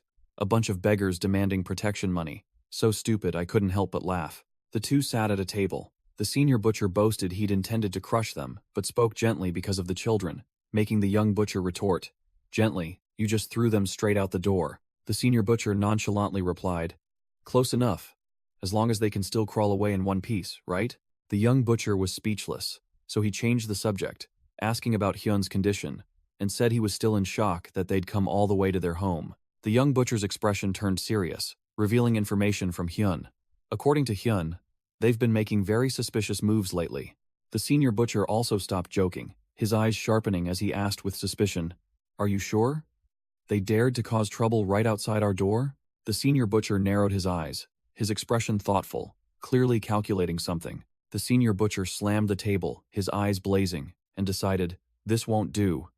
You'll have to take a stick and go have a talk." Night fell, a full moon hung high, signaling a restless night. Under the moonlight, the Blood Axe clan's headquarters appeared, looking imposing, but unable to hide its disarray. On the rooftop, Chol Woo and Samajin observed. Chol Woo sneered, "Ha! Look at them, pretending to be a real martial arts sect." Samajin ordered, "What's the plan? Keep quiet, clean up quickly, and leave." Both immediately leaped down from the rooftop. Chol Woo and Samajin landed as light as feathers, without a sound, ready for the hunt. Cheol Woo laughed with glee. "Haha, a perfect night for work." Samajin replied coldly, "Indeed. The moonlight shines very clearly." Both headed straight for the main building. Samajin reiterated, "Let's make it quick." The Blood Axe clan guards were dozing off, one even yawning widely, completely unaware that death had come knocking. Whoosh! Several pebbles were flicked, silently tearing through the tranquil night. The Blood Axe clan guards hadn't even realized what was happening before pebbles struck their heads, dropping them like flies. In the blink of an eye, Samajin and Cheol Woo had cleared out the outer perimeter's small fry, their bodies strewn everywhere. Seeing Cheol Woo itching for a bigger fight, Samajin immediately signaled a warning. "Be cautious, put that away." Cheol Woo remarked that these guys were truly bold, still guarding despite so many deaths. But Samajin asserted that their boss didn't care about his subordinates' lives. With that, Cheol Woo casually grabbed a few more guards and threw them straight over the wall, clearing the path. All obstacles removed, Samajin coldly ordered, "Let's go inside." Inside, clan leader Scarface was snoring loudly, embracing beautiful women, living like a king, unaware that death was at his throat. Cheol Woo openly showed his disdain at the sight. "Ha! Look at this guy, living like a prince." Without another word, Samajin channeled his internal energy, his hand emitting a deadly green aura, preparing to send the clan leader on his way in his sleep. While the thugs outside had been eliminated, clan leader Scarface was still in a deep slumber beside two women, snoring loudly. Finding the sight offensive, Samajin lost all patience, coldly ordering the butcher beside him, "Enough, wake him up." Wham! Immediately, Cheol Woo delivered a kick straight to the clan leader's stomach, ending his imperial dream. Roughly awakened, clan leader Scarface gasped, saliva flying everywhere from the devastating kick. He let out a piercing scream, pain and shock clearly visible on his distorted face. Before he could collect himself, Cheol Woo grabbed his hair, lifting him upside down like a puppet. Thud! The butcher flung the clan leader straight onto the floor like a sandbag, leaving him dazed. Cheol Woo nonchalantly excused himself to Samajin, who was glaring daggers. "Just an accident, just an accident." Recovering from the torture, clan leader Scarface crawled on the floor, screaming in vain, "Guards! Where are my guards?" Samajin stepped forward, his eyes contemptuously looking down at the trembling man at his feet. "Useless. No sound will get out." "Are you the leader of the Blood Axe clan?" Cheol Woo, while drinking, uttered a chilling threat. "Answer, before I make you permanently mute." Cornered, clan leader Scarface lay prostrate on the ground, his voice trembling as he admitted, "Yes, that's me." Samajin sat imperiously, his knife-sharp gaze sweeping over the man at his feet. "So we've come to the right place. Do you know why we're here?" The clan leader could only stammer in fear. "I don't know." Cheol Woo smirked. "Congratulations." Then he flung a silver cup straight at the clan leader. Whoosh! The silver cup shot like a bullet straight at clan leader Scarface's head, leaving him stunned, unable to react. Just as the cup was about to hit its target, Samajin gently extended his hand. Smash! The The cup shattered into pieces in his palm. Shards of the silver cup scattered across the floor. Sama Jin leaned down, his icy gaze fixed on the terrified clan leader. Don't play dumb. Clan leader Scarface was drenched in sweat, his mouth agape, unable to form words as he realized his opponent's skill was extraordinary. These people, Sama Jin declared bluntly, cutting off all the clan leader's speculations. I have no interest in the Blood Axe clan or the United Will Society, nor do I intend to usurp your position. Sama Jin flatly declared that he only wanted to live in peace, but pesky flies kept buzzing around, while Cheol Wu was ready to clean up immediately. Sama Jin smirked, getting straight to the point. You've been collecting protection money at the market recently, haven't you? Clan leader Scarface was startled, his face drained of all color, as he stammered an admission of his clan's actions. Sama Jin set new conditions. It wasn't completely forbidden, but they had to be reasonable, only collecting a fair fee like the United Will Society used to. Seeing the clan leader hesitate, Cheol Wu growled, his eyes blazing, asking if he needed help to make things easier. Cheol Wu lost patience, grabbed clan leader Scarface by the hair, and pulled him up, growling. You're a clan leader, and you can't even make a decision? Sama Jin immediately guessed who was behind it. It's the Flying Dagger Society. Clan leader Scarface was utterly terrified when he realized his opponent knew about the Hidden Dragon unit, hastily confirming it was them. The clan leader spilled everything, saying that the Flying Dagger Society had withdrawn, but his clan still had to pay monthly tribute. Cheol Wu gave a brief command, cold as ice. Cut it. Leaving clan leader Scarface bewildered, not understanding what was happening. Sama Jin coldly laid out his condition. Cut down your share. You'll still have plenty to live on. Clan leader Scarface was speechless, only able to stammer a protest. Cheol Wu grabbed his face, growling. If you don't like it, get out. Plenty of others want to replace you. Fearing for his life, he hastily agreed at once. Cheol Wu let go, slapping his face repeatedly, as if lecturing him. Smart move. If you had acted up, your head would be on the floor by now. Cheol Wu suddenly remembered, turning to report to Sama Jin. Oh right, boss, there's also the matter of the overdue debt. Sama Jin stood up, looking down at the clan leader prostrating himself on the ground. You held a big feast recently, didn't you? I heard it cost quite a bit of meat. Sama Jin shot a sidelong glance, questioning. If you've eaten your fill, you should at least pay fairly, shouldn't you? Why are you planning to default on your debt? Clan leader Scarface fell silent, his face pressed to the ground, sweat pouring down like rain, not daring to lift his head. Sama Jin began to search the room, his eyes sharp. It must be around here somewhere. He stopped before a calligraphy scroll hanging on the wall, his eyes full of meaning. This one? Cheol Wu stepped closer, and Sama Jin stated with certainty. Just check it, and you'll know. Without another word, Cheol Wu threw a punch that shattered the calligraphy scroll and the section of wall behind it. Clan leader Scarface gritted his teeth, sweat pouring down like rain. His face darkened with resentment. Inside the broken wall was a treasure trove of piled-up money. Cheol Wu could only exclaim, Ha! While the clan leader muttered a curse. Those crazy bastards, Cheol Wu growled, questioning. You have so much wealth, yet you still had to increase protection fees? But Sama Jin coldly interrupted. Leave the rest. We only take what belongs to us. Sama Jin casually placed 3 bags of money down, flatly declaring, This is the meat money. Clan leader Scarface screamed in silent fury. Meat. My ass. Sama Jin threw down another pile of money bags, in an even tone. And this is the interest for the time you delayed. Pushed to his limit, the clan leader could only let out a choked groan, powerlessly watching his assets disappear. Cheol Wu added another fatal blow. Boss, we should also include medical expenses. It's too unfair to get beaten up while collecting a debt. Sama Jin casually agreed, grabbing the entire treasure chest. Indeed. So, this is for medical expenses. Almost completely stripped clean, clan leader Scarface bitterly looked at the 2 remaining chests, comforting himself. These bastards. But there's still a lot left. It should be fine. Cheol Wu didn't say much, grabbing clan leader Scarface by the collar, making the other man's face turn pale. Wham! The clan leader flew like a rag doll, crashing into a cabinet that shattered into pieces. Cheol Wu smirked maliciously, growling as he demanded an additional life fee, leaving clan leader Scarface frozen in fear. Panicked, he hastily grabbed a bag of money, stammering that this should be enough. Cheol Wu casually named his price. Make sure it's enough, or well start chopping off limbs. His entire fortune, from gold and silver to jewels and even the last chest, was gathered into a single bundle. Carrying the sack of spoils, Cheol Wu burst into delighted laughter, while Sama Jin coldly ordered a retreat. Clan leader Scarface could only silently stare at the empty cabinet. His life's fortune vanished in an instant. Before leaving, Sama Jin turned back and issued a soft yet murderous warning.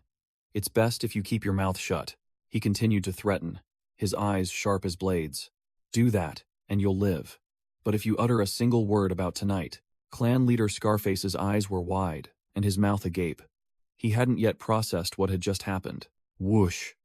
A delicate leaf flew in, piercing into the brick wall as if it were a dagger. The leaf stopped right in front of clan leader Scarface, who was so scared his face turned ghostly pale, sweat pouring down like rain. Under the moonlight, Sama Jin and Cheol Wu, carrying sacks of money, quickly slipped away, discussing that if these small fry caused any more trouble, they would just clean them up and replace them. The scene shifts to the main headquarters of the omniscient demonic cult, a magnificent fortress, strictly guarded, exuding an overwhelming aura of evil. Inside was the Wutian Pavilion, a splendid pavilion, a gathering place for influential figures. Crash! A disrespectful subordinate was kicked directly into the pavilion, his body flying like a ball. The soldier flew in a straight line, then slammed face first onto the floor right in front of cult leader Guan Hyo, his sword flying one way, his body another. A young man with spiky hair and a tattooed face stepped forward, smirking at the defeated foe. Tsk. Tisk. If you knew the rules of the game and didn't dodge early, you only have yourself to blame. He looked up at Guan Hyo, smiling meaningfully. "Long time no see, uncle. It's Guanung." Guan Hyo sat on the cult leader's throne, his face remaining impassive, but his eyes clearly showed surprise at the appearance of his rebellious nephew. The old cult leader's face darkened, as he thought to himself about how someone named Hao Chun had been defeated too easily, signaling a far from simple drama.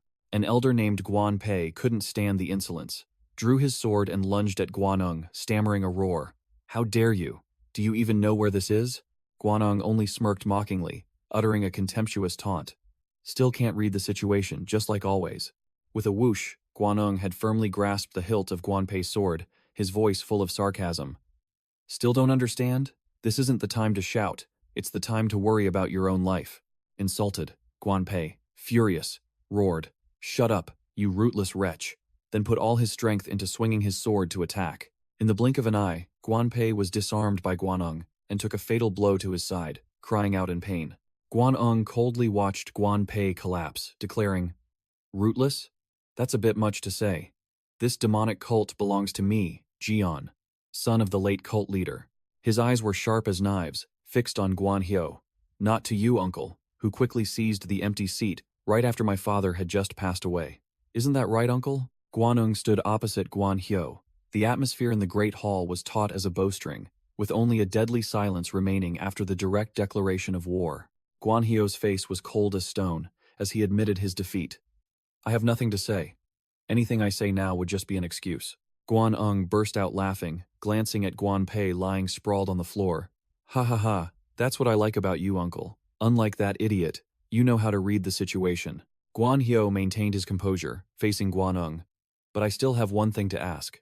Guanung smirked. "Ask away." Guan Hyo growled, his eyes filled with resentment. "Even as an old tiger, I'm not so weak as to fall so easily. Why did they betray me?" Guanung sneered, his loyal army already in position behind him. "It's simple." He began to reveal his hand, disclosing that the commanders of the key legions had been his people for a long time. 1/3 of the Elder Council was also on his side, and to deal with the rest, he had borrowed some outside help. Thump, thump. Footsteps echoed as a mysterious shadow entered the great hall. Guanung smiled meaningfully, his tone as if bestowing a favor. "Someone you know very well, uncle." A figure in a black, hooded cloak slowly walked in, an invisible killing intent emanating from him, thickening the air. Whoosh! The hooded figure vanished from the spot, moving with the speed of a ghost, showing his formidable skill. The hall floor cracked open, and a dark shadow rose from the ground, to Guan Hyo's horror. Guan Hyo embraced his dying trusted subordinate, screaming Chojong's name in despair. The mysterious hooded figure pulled down his hood and coldly stated, "Has not dead yet. Don't make a fuss."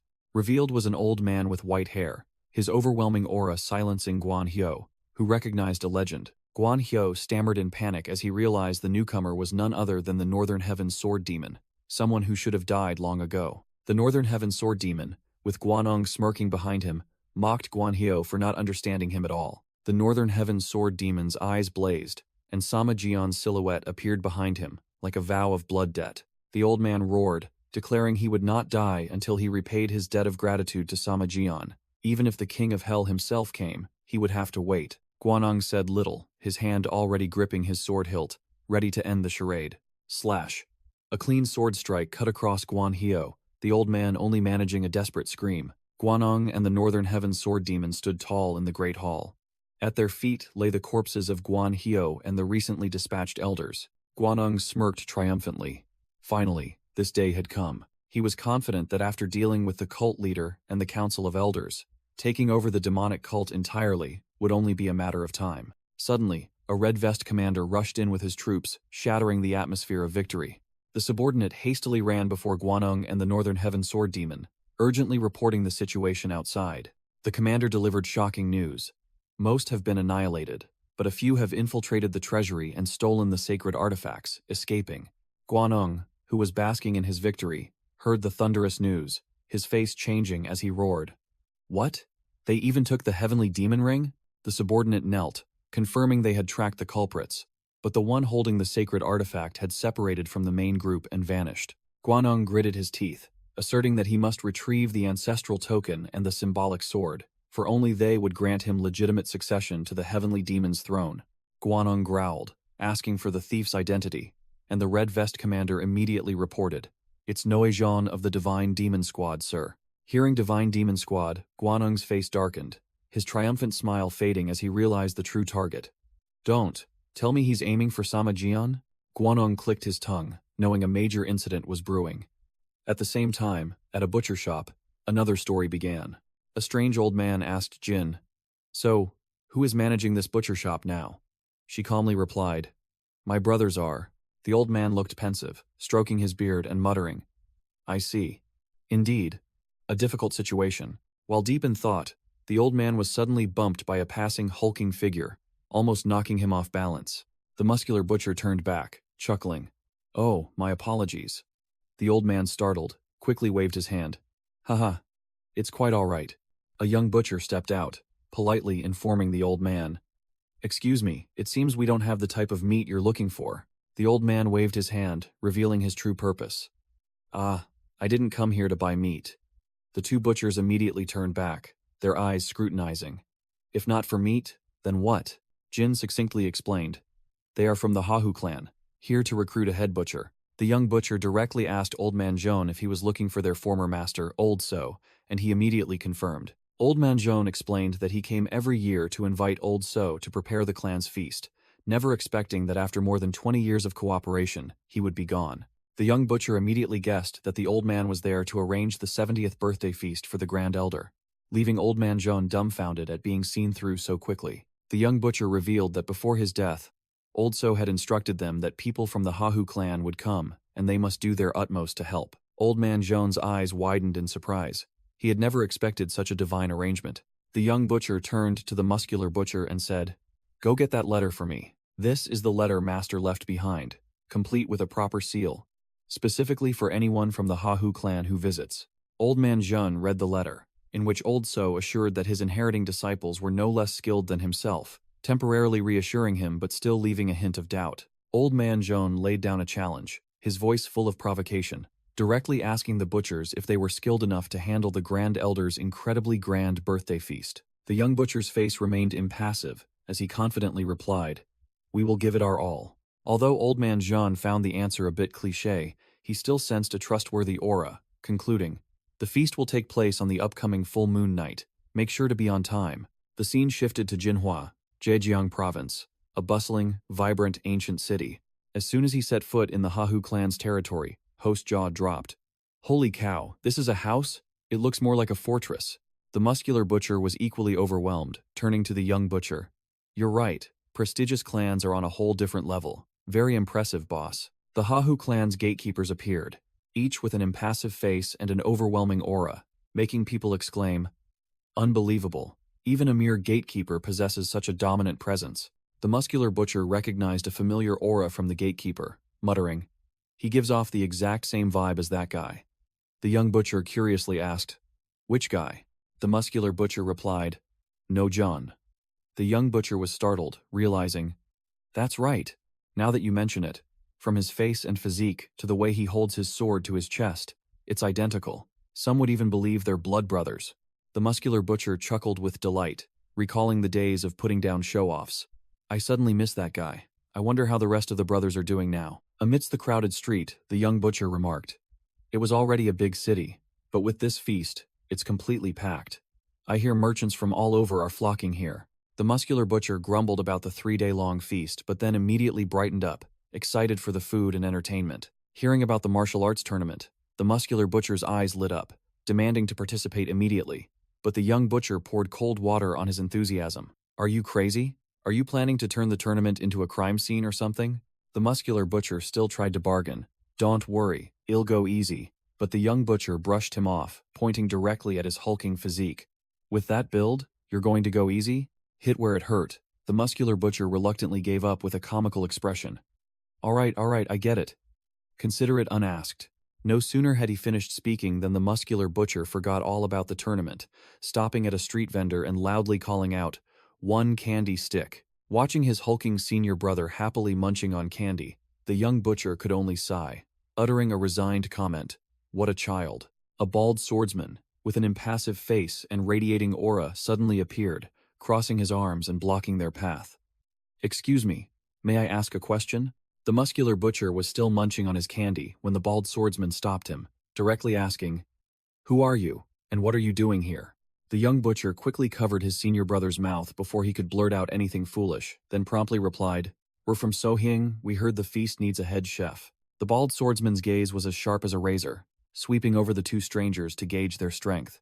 The bald swordsman recalled the deputy steward mentioning this matter, secretly thinking these two looked fierce but seemed unskilled in martial arts, while the young butcher was scolding his senior brother for his hot temper. After a moment of scrutiny, the bald swordsman finally let them pass, but his eyes remained wary. Inside was a colossal preparation yard, with dozens of large cauldrons steaming, and workers bustling about like a hive, indicating the immense scale of the feast. The two butchers entered, the hulking senior brother unable to hide his awe at the magnificent sight.